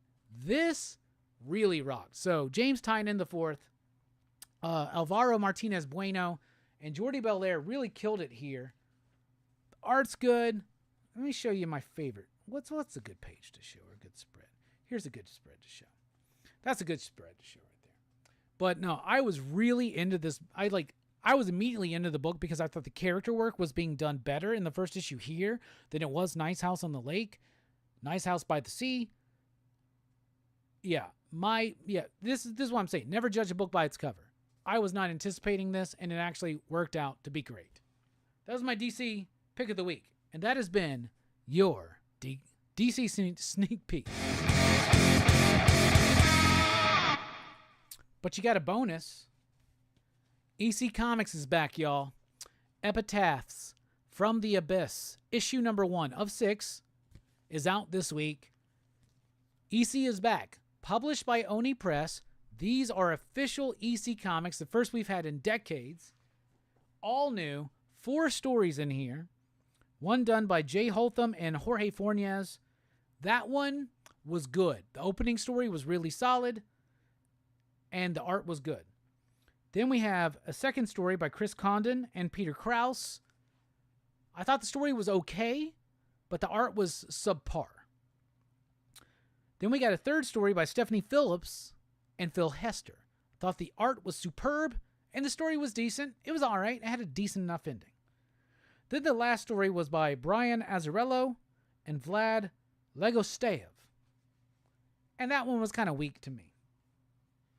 It was just kind of all right. I didn't really quite vibe with that. So let me show you some of the art. First of all, we get introduced to a new EC character, the Gravedigger. EC rights are weird. They can't use the Crypt Keeper because it's tied into Tales of the Crypt and shit like that. But Jorge Fornes does a great job illustrating this book. And the story is really solid, and it's probably the best, actually, out of all of them. And it works. The second story, though, has really weak art, and it's an okay story. It's okay. It's just a little bit on the nose, but it's fine. The second story, the artwork by Phil Hester is probably the best in the book. And the story's pretty decent, too, so it's probably the second best overall in the book. Then the final story, Brian Azzarello, really looking forward to this one. This one's way on the nose. The artwork's okay. It's decent. It's good. It's better than the art in book 2, or story 2. So all in all, I'm really, really glad that EC is back. I'm an old school. When I say an old school EC fan, understand my age. I'm not talking about from the 50s. I'm talking about from the Gladstone reprints of the 90s, right? I used to love that shit and the HBO show. So now we got a new brand of EC Comics from Oni Press. And I think it's a promising start. 2 of these 4 stories are very solid. 2 of them are okay. One of them's kind of weak, though, right? And here's the thing, though. EC stories were never sometimes the greatest stories, and sometimes they would be on the nose, and they would be talking about socially relevant things. But the number one thing about EC Comics, and why I adore EC Comics, aside from just the nostalgic, creepy nature of the stories, I love the short-form horror story, right? But EC was driven by the art. Some of the best artists that have ever worked in comics worked for EC. We're talking Harvey Kurtzman, Johnny Craig. We're talking Al Feldstein. We're at Wally Wood. I mean, we're talking like a plethora of some of the absolute greatest comic book artists. And their art was always so amazing in the EC books. This is lacking that a little bit.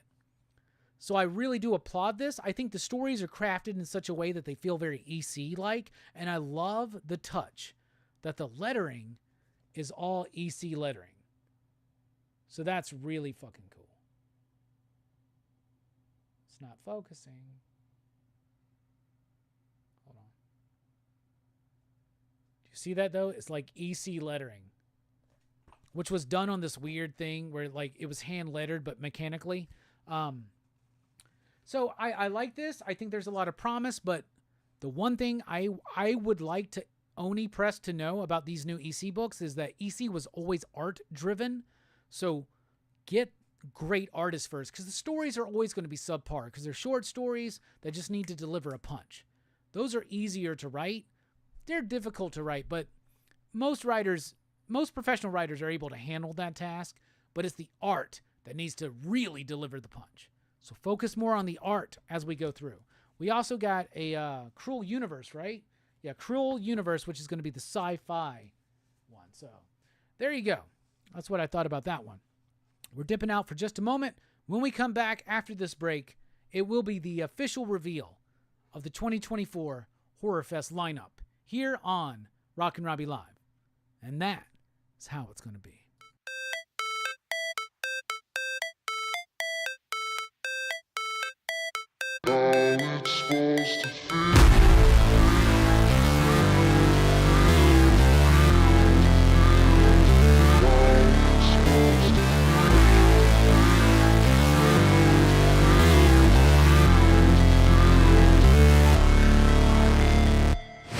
Never break, always fight, never quit, do it right, play the game, win it life, have no shame, there's no time, feel the pain, live the grind, I could change, in my mind, pick a lane, commit and climb, the only way to win it life.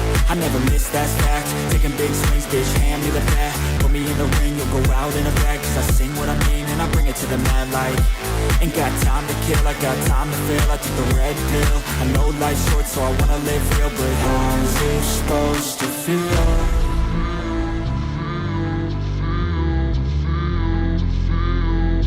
How's it supposed to feel?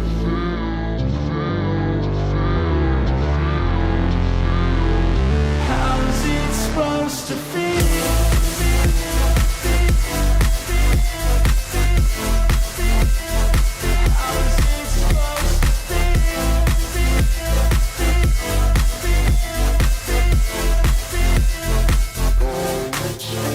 They wanna sing my name, but they holding back. They wanna say they hate, but they know it's cap. I ain't play no games, I just do that's fact. And I don't feel no shame, it's a mood you lack. I go crazy, nah bitch I ain't lazy. Track after track, I work on this shit daily. Pass me the jack, right as fuel, got me hazy. About to unpack all these things I've been chasing.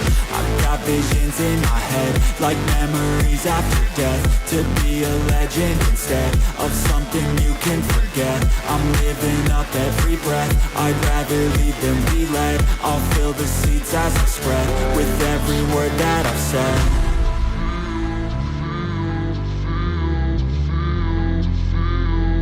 How's it supposed to feel?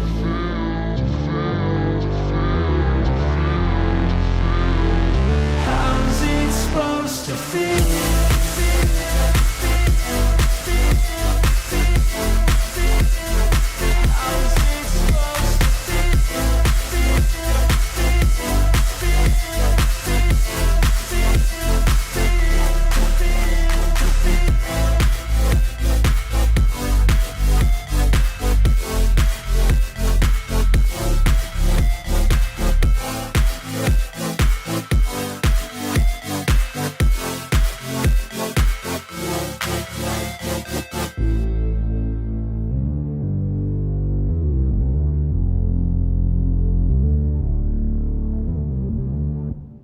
So just, like, tell the story of...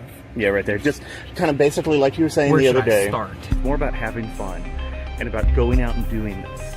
I like the show. Yeah. I don't know. At least it's me. It's as much about us as it is the paranormal. Here to find some shit. The goal was that we're going to try and get abducted by aliens, or at least see if we could see the UFO encounter. So, what do you think's going to happen tonight? Probably nothing. Probably But nothing. best case scenario, man, we get sucked up there. Yeah, if they'd arrested us, like, what would have happened? Like, we would have gone to jail and had to go to court, and they'd have showed up and looked stupid. I'm just here to, like, you know, I'm super into, like, the idea of aliens and ultra-terrestrials and shit like that, so I want to see, like, what can we do? And most people think of them as these nuts and bolts things, these creatures that are coming from another place, but it might not be that way. But we're also looking for this through line, this grand theory. You approach the high strangeness and all that kind of stuff, right? From like a sense of play, a sense of having fun, that's when you see it. Exactly. And it pops across the sky and it just goes forward steady. It disappears. Ultimately, we're just going to have to wait and see what happens.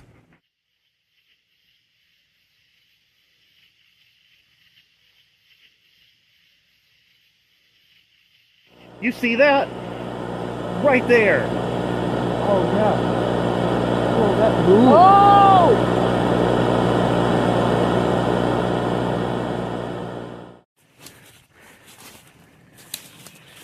All right, yeah, that was good. Yeah, that's good. Yeah. Yeah, I get hit in the Walking car. through the woods looking for you. You know, little dude. Oh my god. And it's like you point to some random little like.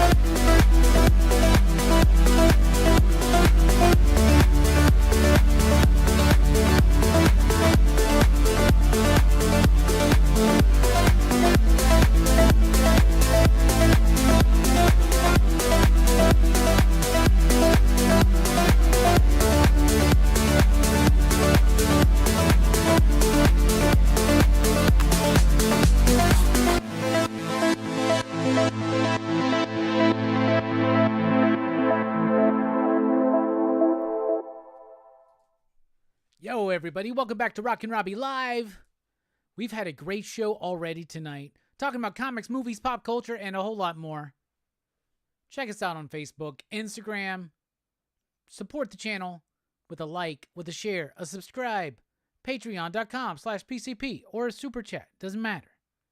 Just being here is enough. So anyway, we're about to get into what everybody's been waiting for, the Horror Fest lineup reveal.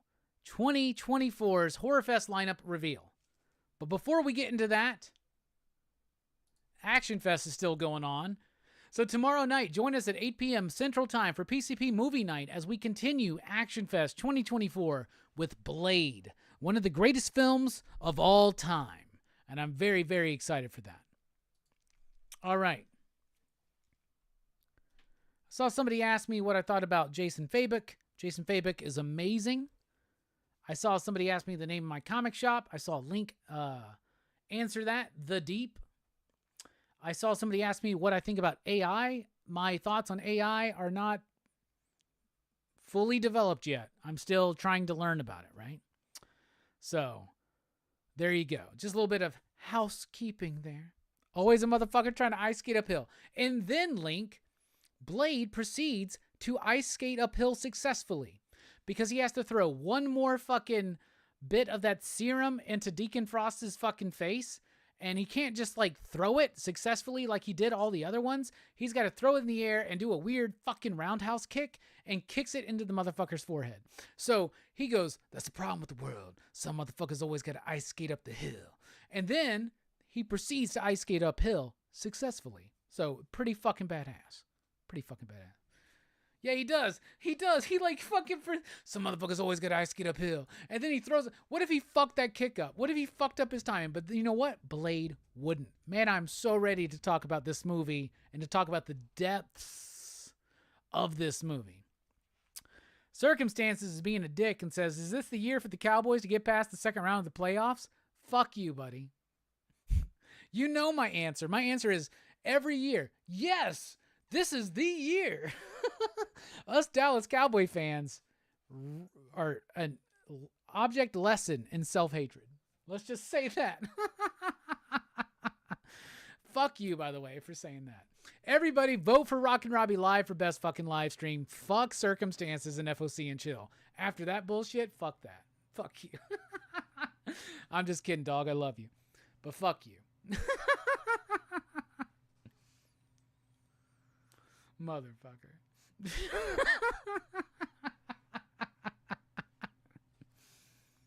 Oh my god. All right, let's keep it. Okay.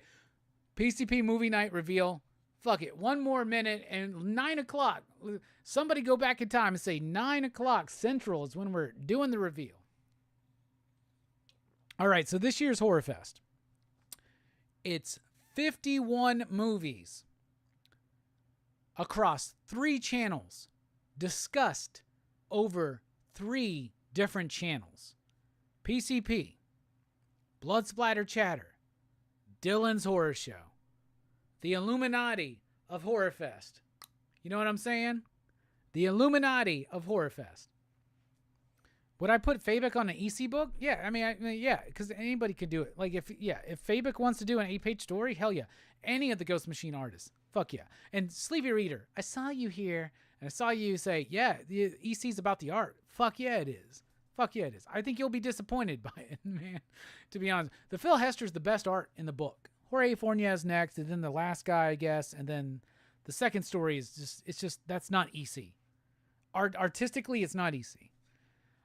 You can do the lettering however you want, but whatever. So 17 horror stories each. I don't know if it's going to balance out that way. I think PCP carries more of the brunt because we do the franchise reviews. We always like to have a franchise review to kick it off and one towards the end. So here we go. 51 horror movies are being discussed across Horror Fest this year. 35 shows, 3 channels. Every channel is having a double feature. So you have 3 double features as well. And thank you, Fable. Fable is throwing out the links right now. Dylan's Horror Show and Blood Splatter Chatter. Make sure you sub up. Horror Fest officially kicks off on August 19th. We're like a month away, y'all. We're 4 weeks away. Twitch says, 51, goddamn, I need 7 more hours in my day. Yeah, Greg Capullo for an EC book. Yeah, think of any fucking awesome artist you can think of. Yeah, they should do an EC story. They won't do an EC book, but they should do an EC story. Yeah, Greg Capullo, Jason Fabic, Gary Frank, Javi Fernandez, Hayden Sherman, Nick Dragata, Nick Patara. Yeah, every fucking buddy that we can think of modernly. Mike Allred. I would love a Mike Allred fucking horror, like EC book.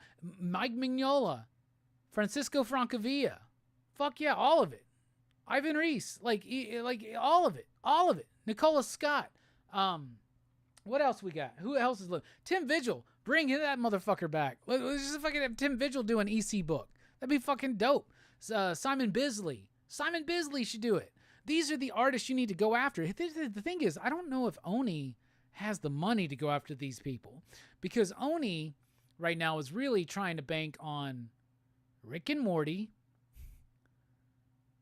which is fine, I guess, but it's kind of tapered down as far as popularity. But what else do they got? Like the Nacelverse? The Biker Mice from Mars? RoboForce? Sectars? These are properties I barely remember. I didn't even remember fucking RoboForce. What the fuck is RoboForce? I know Sectars. I know Power Lords. I know Biker Mice from Mars. What the fuck is a fucking RoboForce? Maybe before my time. Maybe Damien knows. I don't fucking know. Damien doesn't seem like a toy guy to me. But anyway. So sub up right now for Blood Splatter Chatter and Dylan's Horror Show. And let's stop getting distracted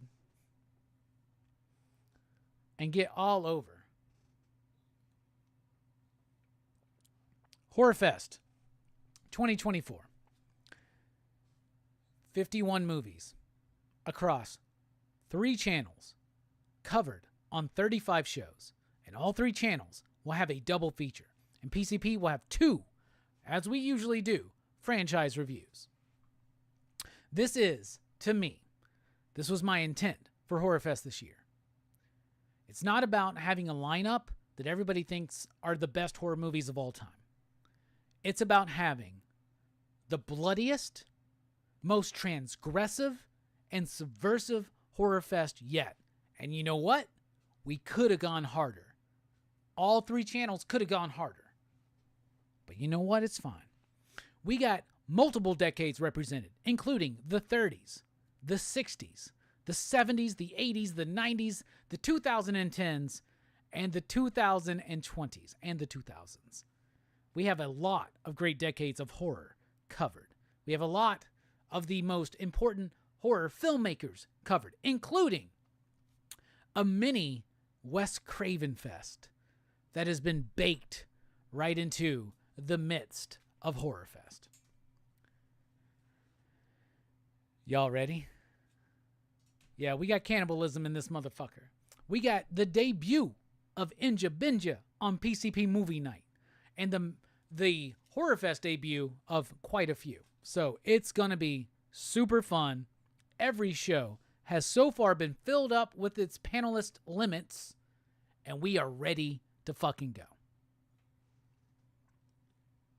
So let's get into it. We're kicking off Horror Fest on PCP. That's unusual nowadays for pop culture philosophers to actually host the beginning of Horror Fest and the ending of Horror Fest on Halloween. That's what's happening. Y'all get what I'm saying? I'm building it up, I know. I'm building it up. 51 movies across 3 channels, each with a double feature. 35 shows in total. All the way from August 19th to October 31st. The first PCP Movie Night since the beginning began and ended with PCP Movie Night. The bloodiest, most transgressive, and subversive and in-your-face horror fest lineup yet. And it all kicks off with the weakest fucking shit. August 19th. Join us on PCP Movie Night. We're going to be talking about the Paranormal Activity franchise. All 7 Paranormal Activity movies. Why? Who fucking knows? It's because I bought the Blu-ray set and I just felt like we needed to do it. Anyway, got to give a big shout out to Mike the Voice Matthews for developing yet again a bangin' ass Horror Fest 2024 banner/stinger there at the bottom. Used across all 3 channels. So we kick it off. Paranormal Activity franchise. Then Blood Splatter Chatter jumps up. His opening is way better than ours. Carrie. That's right, the Brian De Palma film based on the first Stephen King novel, Carrie. Then Dylan opens up with a brand new movie, Alien Romulus. I know a lot of us are really hyped for this one. Very excited to check it out. And that is your first week of Horror Fest. Week 2. We go back to 1961, Hammer Films on PCP Movie Night with Curse of the Werewolf starring Oliver Reed. Y'all, I'm so excited for this movie. One of my favorite werewolf movies. Dylan always takes the werewolf movies during Horror Fest, but this year I made a stand. All right, that same week, we got the first double feature of Horror Fest from Blood Splatter Chatter with Happy Death Day and Happy Death Day to You. I've never seen either of these movies. I think they're written by Scott Lobdell of comic book fame, biggest X-Men writer of the 90s, so they might be good. I don't know. I've never seen them. What do you think? Then we've got Trilogy of Terror on Dylan's Horror Show. That's going to be a fun one. And that's your second week of Horror Fest. For your third week, we're kicking it off here on PCP Movie Night with Hellraiser. The original Hellraiser from 1987, written and directed by Clive Barker, starring Doug motherfucking Bradley. Now, we have talked about the Hellraiser franchise as a whole, but we have not just devoted an episode to this first one, so we really got to do that. After that, Blood Splatter Chatter with Candyman, a very significant Clive Barker film. Notice the synergy, everybody, that's baked into Horror Fest. Then we've got Death Machine over at Dylan's Horror Show. I am not familiar with this movie. 1994, I believe. I'm interested in checking this one out. Maybe one I try to join. All right, that's your third week of Horror Fest. Your fourth week starts here on PCP Movie Night with The Green Inferno. That's right, Eli Roth doing a cannibal Holocaust homage in a way. Very excited to talk about this one here on PCP Movie Night.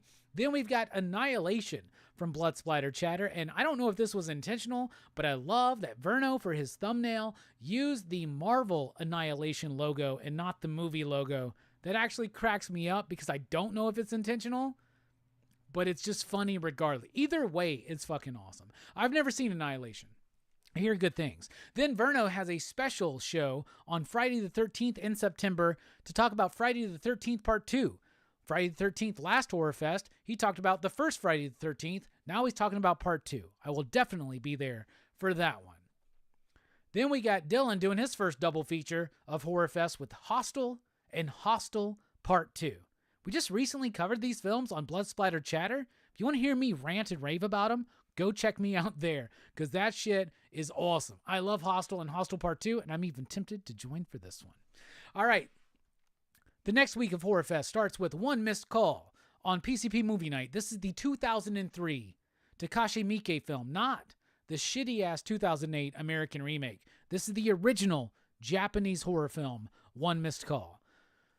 Verno's going to follow that up on Blood Splatter Chatter with A Dark Song, a movie I am unfamiliar with. I don't know anything about this one, but he says it's supposed to be good. Then we got Innocent Blood over at Dylan's Horror Show. That's going to be a fun show, so definitely check that one out. The next week starts with our double feature over at PCP Movie Night, Ghoulies and Ghoulies 2. Are these movies some of the greatest horror films of all time? No. But are they fucking awesome? Absolutely fucking yes. So check us out for our double feature on PCP Movie Night with Ghoulies and Ghoulies 2.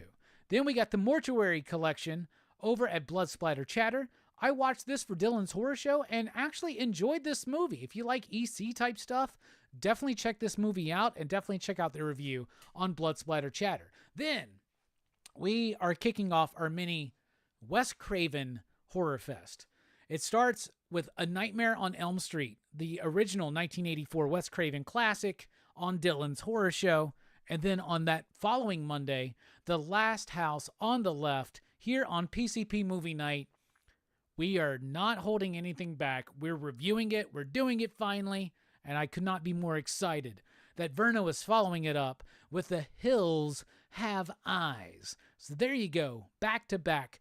3 great Wes Craven movies and 3 of his most influential movies. 3 out of 4. To be continued. Then on Dylan's Horror Show, we're talking about Bride of Reanimator. Yo, the very first official PCP Horror Fest in the live era, as we like to call it here. We had Reanimator, right? And it's been a long time coming. Bride of Reanimator, I guarantee you, I will be there for that show. Then on PCP Movie Night, we're talking about Inferno, because we always have to have a Dario Argento film. And now we're talking about Inferno, which is technically a sequel of sorts to Suspiria, my favorite movie of all time, but it's definitely a thematic, and it's still a story-driven sequel, but not quite like you would think of a sequel today. Anyway, Inferno, it's going to be a fun show. And then we're kicking back. That's right. 4 incredibly significant and influential Wes Craven films. I don't think we're going to leave out Scream. So over at Blood Splatter Chatter, we're going to talk about Scream. And Verno, if you're still here, I don't mean to call you out, but you need to redo this thumbnail. It's just the way their heads are cut off. And I know you already know, brother. I love you. I hate to call you out, but that's what we do. All right, then we got It Follows on Dylan's Horror Show. And this is a movie. Mike, the voice Matthews, who makes all of Dylan's thumbnails, he told me, y'all are doing It Follows. You got to check this one out. I've never seen it. I hear good things. He tells me it's great. Let's check it out. Then over at PCP Movie Night, we're talking about The Prowler, 1981 cult sleaze classic with great Tom Savini effects. Some of the best of his career until he does Day of the Dead. And of course, Friday the Final Chapter. Day of the Dead is my favorite Tom Savini effects movie, but Friday 4 is really solid. But The Prowler is next level for where he was in 1981. So y'all, I'm so excited. Y'all see that I wear that Prowler shirt all the time. I'm so fucking ready for that.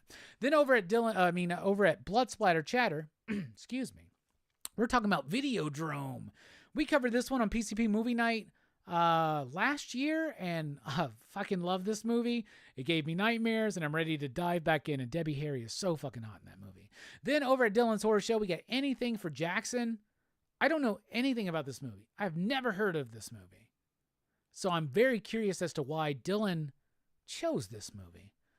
to be honest. So there's got to be a reason for it, right? Then over at PCP Movie Night, we're doing The Return of the Living Dead, 1985, starring Linnea Quigley. Yeah, there may be other people like Tom Matthews in the movie, but this is a Linnea Quigley movie, and I'm very, very excited for that. Then over at Blood Splatter Chatter, we got The Others. Man, what a fucking fantastic movie.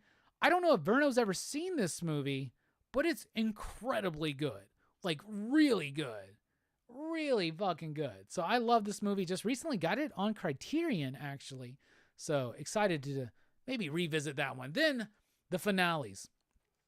Dylan's Horror Show's finale is Dead Alive, a movie we've been planning to cover at Dylan's Horror Show since the very first Horror Fest. Since the very first Dylan's Horror Show, we've been wanting to cover this movie. We waited and waited and waited, and now it's time. Dead Alive, Peter Jackson, a.k.a. Brain Dead, the conclusion to Horror Fest on Dylan's Horror Show. And then PCP Movie Night is going hard the week of Halloween. So we're having a special Sunday night show. We're going to be talking about 1932's The Mummy, starring Boris Karloff. I'm a huge fan of this movie. Cannot wait to dive into that. The very following night, on Monday night, we're going to be talking about the Exorcist franchise. All 7?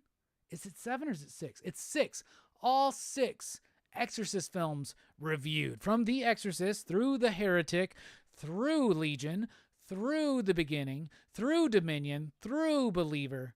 All 6 Exorcist films reviewed here on PCP Movie Night, but we're not done. Verno's grand finale for Horror Fest this year will be the X Trilogy, X, Pearl, and Maxine on the Wednesday before Halloween. That's October 30th. And then, let's recap this. So this is the week of Halloween. On the Saturday, you got Dead Alive on Dylan's Horror Show. On Sunday, you've got The Mummy on PCP Movie Night. On Monday, you got The Exorcist franchise on PCP Movie Night. Tuesday is Tuesday. And then Wednesday, you get the X Trilogy on Blood Splatter Chatter for his finale. And then on Halloween night, October 31st, 2024, Halloween 4, the return of Michael Myers for the finale, the grand finale on Halloween night here on PCP Movie Night. Finally, the grand finale on Halloween night on PCP. Finally, well fucking deserved. So there's your look. Get ready, y'all. There's your homework.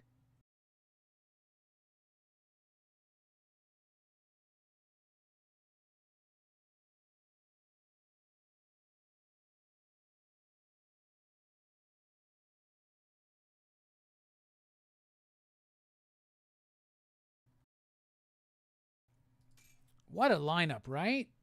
Yeah, no Godzilla for his 70th. That's actually a great idea. I bet Verno may even slide in an extra show just to do Gojira. We like to do random surprises during Horror Fest, so you never know what's coming.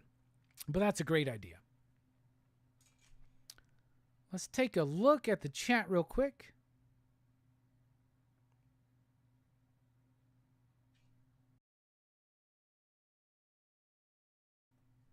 Here we go. Hope you got some Nightmare on Elm Street on that Horror Fest list. Every town has an Elm Street. Well, you should be surprised and happily surprised. Bobby says Curse of the Werewolf was a good one. Steph says Happy Death Days are good.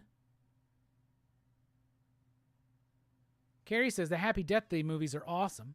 Bobby says Trilogy of Fear or Trilogy of Terror is a good one. Evil's excited about Hellraiser. Inja says Candyman effed her up.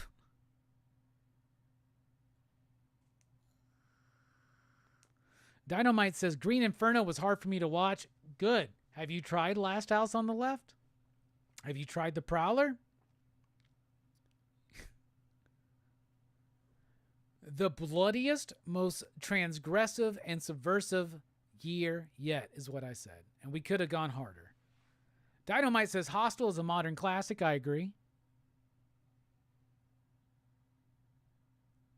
Ninja, don't worry. Not everybody's bashing Green Inferno. Green Inferno's fucking great. Evil Face Bat says, hostile equals torture porn. That's cool. I'm down. I usually hate the term torture porn, but used in that context, I like it. Blood Splatter Chatter says, A Dark Song is the one I'm most excited to show people. Hell yeah. Steph says, Hostel's actually pretty tame nowadays. I agree. Especially after watching fucking Martyrs. Evil Face Bad is excited to see the Nightmare on Elm Street on the list. It's also the 40th anniversary. Mary! Station. Mary, I saw the picture you sent me of your young one saying my name. I showed it off to people. I was so excited about that. So thank you. I appreciate y'all's support. It's not Gavin Rosdale, it's Skeet Ulrich, but I understand the confusion.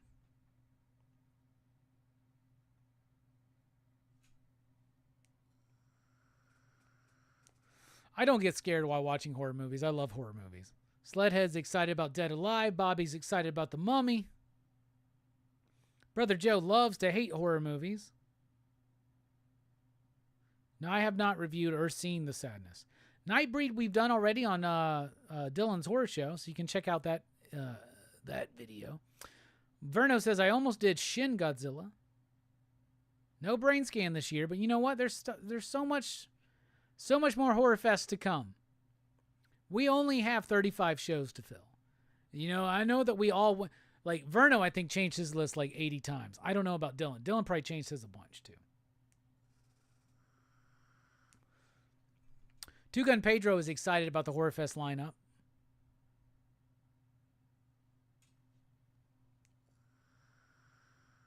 And yeah, Verno and the crew over at BSC, Blood Splatter Chatter, they did The Sadness. I wasn't there for that,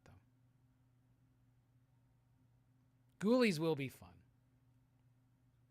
Oh, Mary, I'm sorry it's hard to put your kid to bed on Sundays because of me. Should I start the show earlier? Sledhead, I'm the same way. I used to watch Ghoulies 2 all the time when I was a kid. So let's review the Horror Fest lineup. We kick it off with the Paranormal Activity franchise. Move on to Carrie. Move on to Alien Romulus, the new one. Curse of the Werewolf, the Hammer film. Happy Death Day 1 and 2. Trilogy of Terror. Hellraiser, the original. Candyman, the original. Death Machine. The Green Inferno. Annihilation. Friday the 13th, Part 2. Hostel 1 and Part 2. One Missed Call, the original, not the shitty American remake. A Dark Song. Innocent Blood. Ghoulies 1 and Ghoulies 2. The Mortuary Collection. A Nightmare on Elm Street, the original. The Last House on the Left, the original. The Hills Have Eyes, the original. Bride of Reanimator. Inferno. Scream, the original. It Follows. The Prowler. Videodrome. Anything for Jackson. The Return of the Living Dead. The Others. Dead Alive. The Mummy, the original.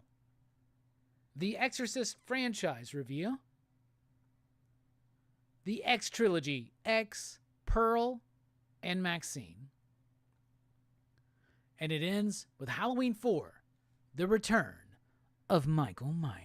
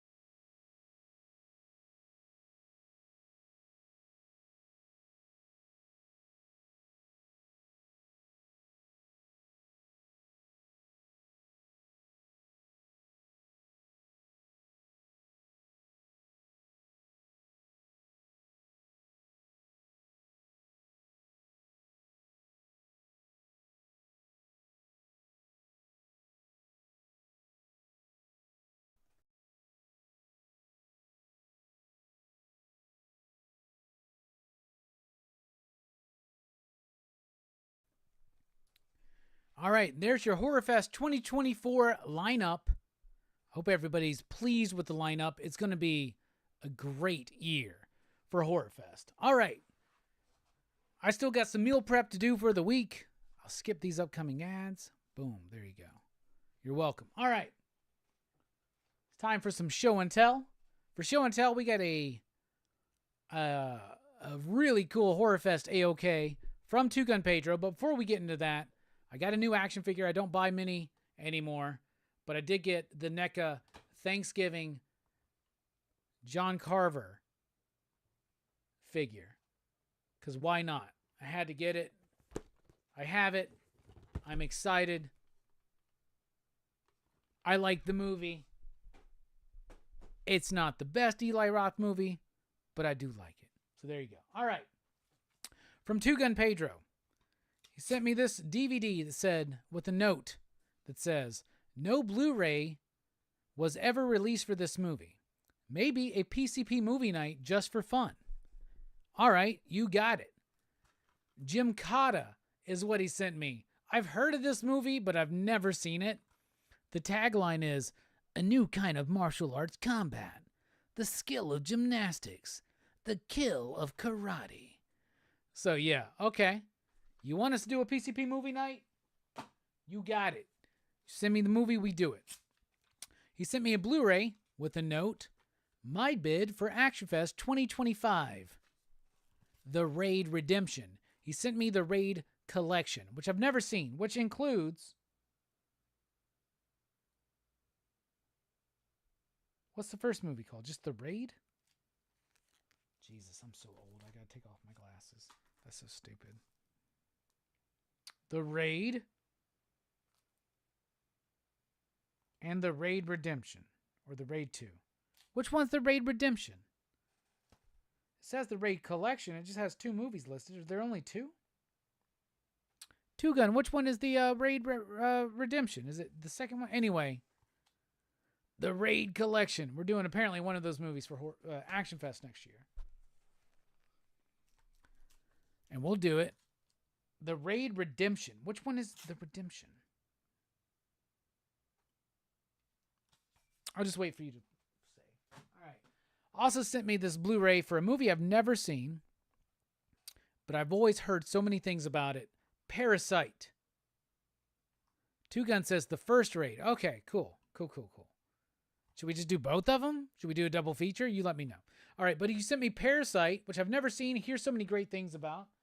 That's cool.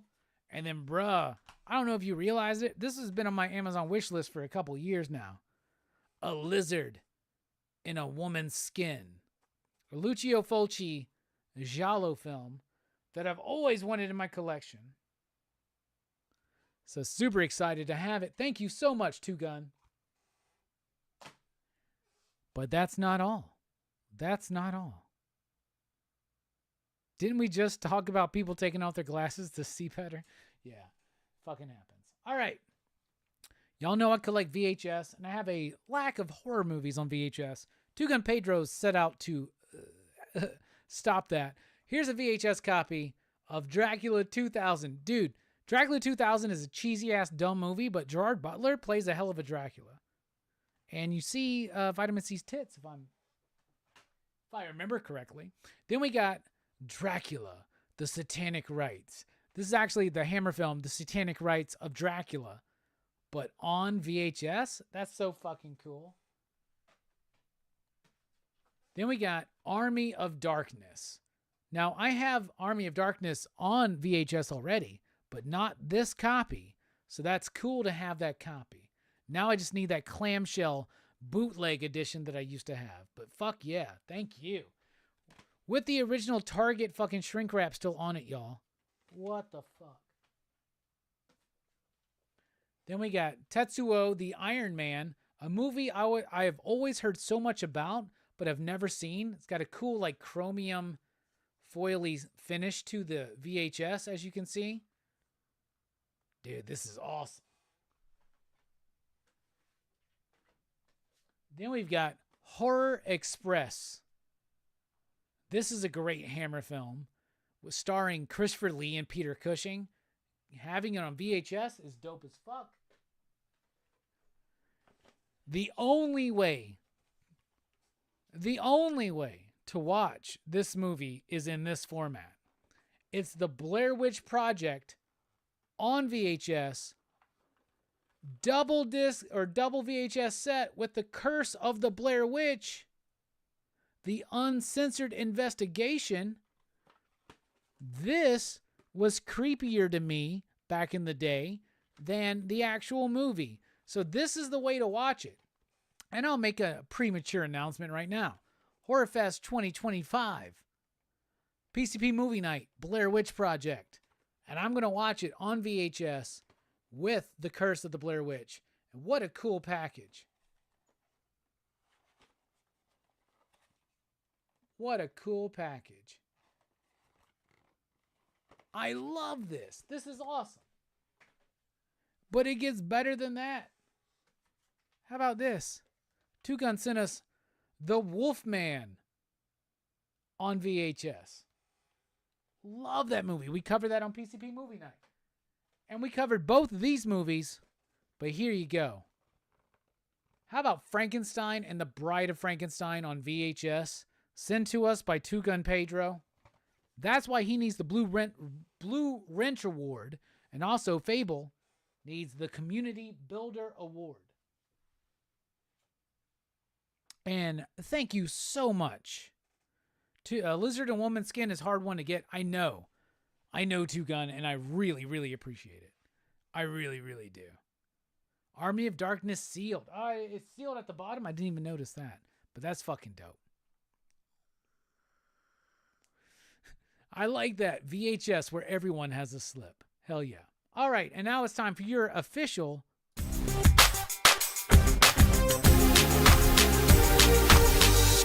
Final Five. All right, going through the DVD collection, what's left. How about my Christopher Guest shit, man? Best in Show. I've already talked how I'm like super nostalgic for these like clamshell DVDs, but Best in Show is one of the funniest movies I've ever seen. All right, I'm going to count this as one just so that we can move along, but it's the Bible collection. These were movies that were aired on TNT that I loved, right? I used to be I was super into the Christian church. I was training to be a pastor. And I fucking love these movies so much. Let's just go through them. These movies are so fucking dope. All right, you got Abraham, right? With Barbara Hershey playing Sarah and Richard Harris playing Abraham. That's a dope movie. Then we got Jacob. Jacob's decent too. Jacob's really good. Laura Flynn Boyle's in that one. All right, then we got Joseph. This is my favorite of all of these movies. Ben Kingsley plays an Egyptian in this one, but like I fucking love this. These are all dramatic, made-for-TV versions of these Bible stories, but they work. I love these things. Then you got Moses, starring Ben Kingsley. Ben Kingsley as Moses. The only thing better is the Ten Commandments, the second one, not the silent one, but the second one, right? The Exodus movie by Ridley Scott is just all right. All right, then Dennis Hopper. What about him showing up in the Samson and Delilah movie? And then what about Leonard Nimoy in David? And I think that was the last one they did, or at least that's all that's in this collection. Let me get these back in the proper order. Going in reverse order. David, Samson and Delilah, Moses, but the best of the bunch, Joseph. This movie fucking slaps. Then Jacob's good. And then Abraham's really good too. So those first three are really good. The second three are okay. And I got this with the slip Bible collection on DVD. And sometimes, I still watch these movies. You know, I'm super into mythology. I'm super into ancient stories. And this is still a prize of my collection. All right, music. How about this? Blur. This is a DVD. I think it may have been released on Blu-ray. I need to check that out. But it's all of Blur's music videos up to this point. Blur is one of my favorite bands. So, of course, I had to have this. But this was before we had shit like YouTube, where you can just look up any Blur video and watch it now. I haven't upgraded a lot of my Coen Brothers stuff to Blu-ray, including Blood Simple. I just upgraded Miller's Crossing, for instance. But Blood Simple is a great movie. And I still just have the DVD copy. And then, how about Buffy the Vampire Slayer Season 1? And I bet you know where we're going to go from that point. So I started buying Buffy on DVD as soon as it was available. And they had those larger sets that would fold out. And then like when they released, I think season 4,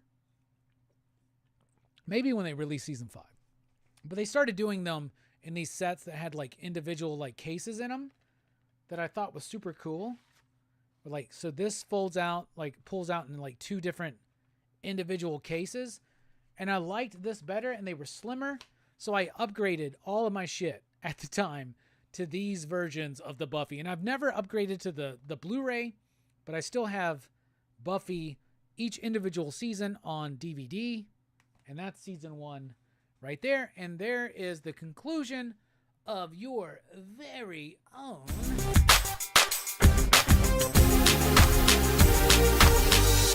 Final 5. All right, we're dipping out. Great show tonight. We will be on air next week for June 28th for Rockin Robbie Live. So join us for that. We'll have the DC sneak peek, hopefully, and other fun surprises. But I hope you've enjoyed the reveal of Horror Fest tonight. Let's just briefly go through it again. Paranormal Activity franchise, Carrie, Alien Romulus, The Curse of the Werewolf, Happy Death Day, and Happy Death Day to You, Trilogy of Terror, Hellraiser, Candyman, Death Machine, The Green Inferno, Annihilation, Friday the 13th Part 2, Hostel Part 2, One Missed Call, A Dark Song, Innocent Blood, Ghoulies and Ghoulies 2, The Mortuary Collection, A Nightmare on Elm Street, The Last House on the Left, The Hills Have Eyes, Bride of Reanimator, Inferno, Scream, It Follows, The Prowler, Videodrome, Anything for Jackson, The Return of the Living Dead, The Others, Dead Alive, The Mummy, The Exorcist franchise, X, Pearl, Maxine, The X Trilogy, Halloween 4, The Return of Michael Myers. All right, enough of that. Thank you so much. Check out PCP Movie Night tomorrow night as we talk about Blade as we get closer to the conclusion of Action Fest and the beginning of Horror Fest. Keep on reading, keep on living, keep on loving, keep on station. Pop, pop, boom. We're dipping out. See y'all soon.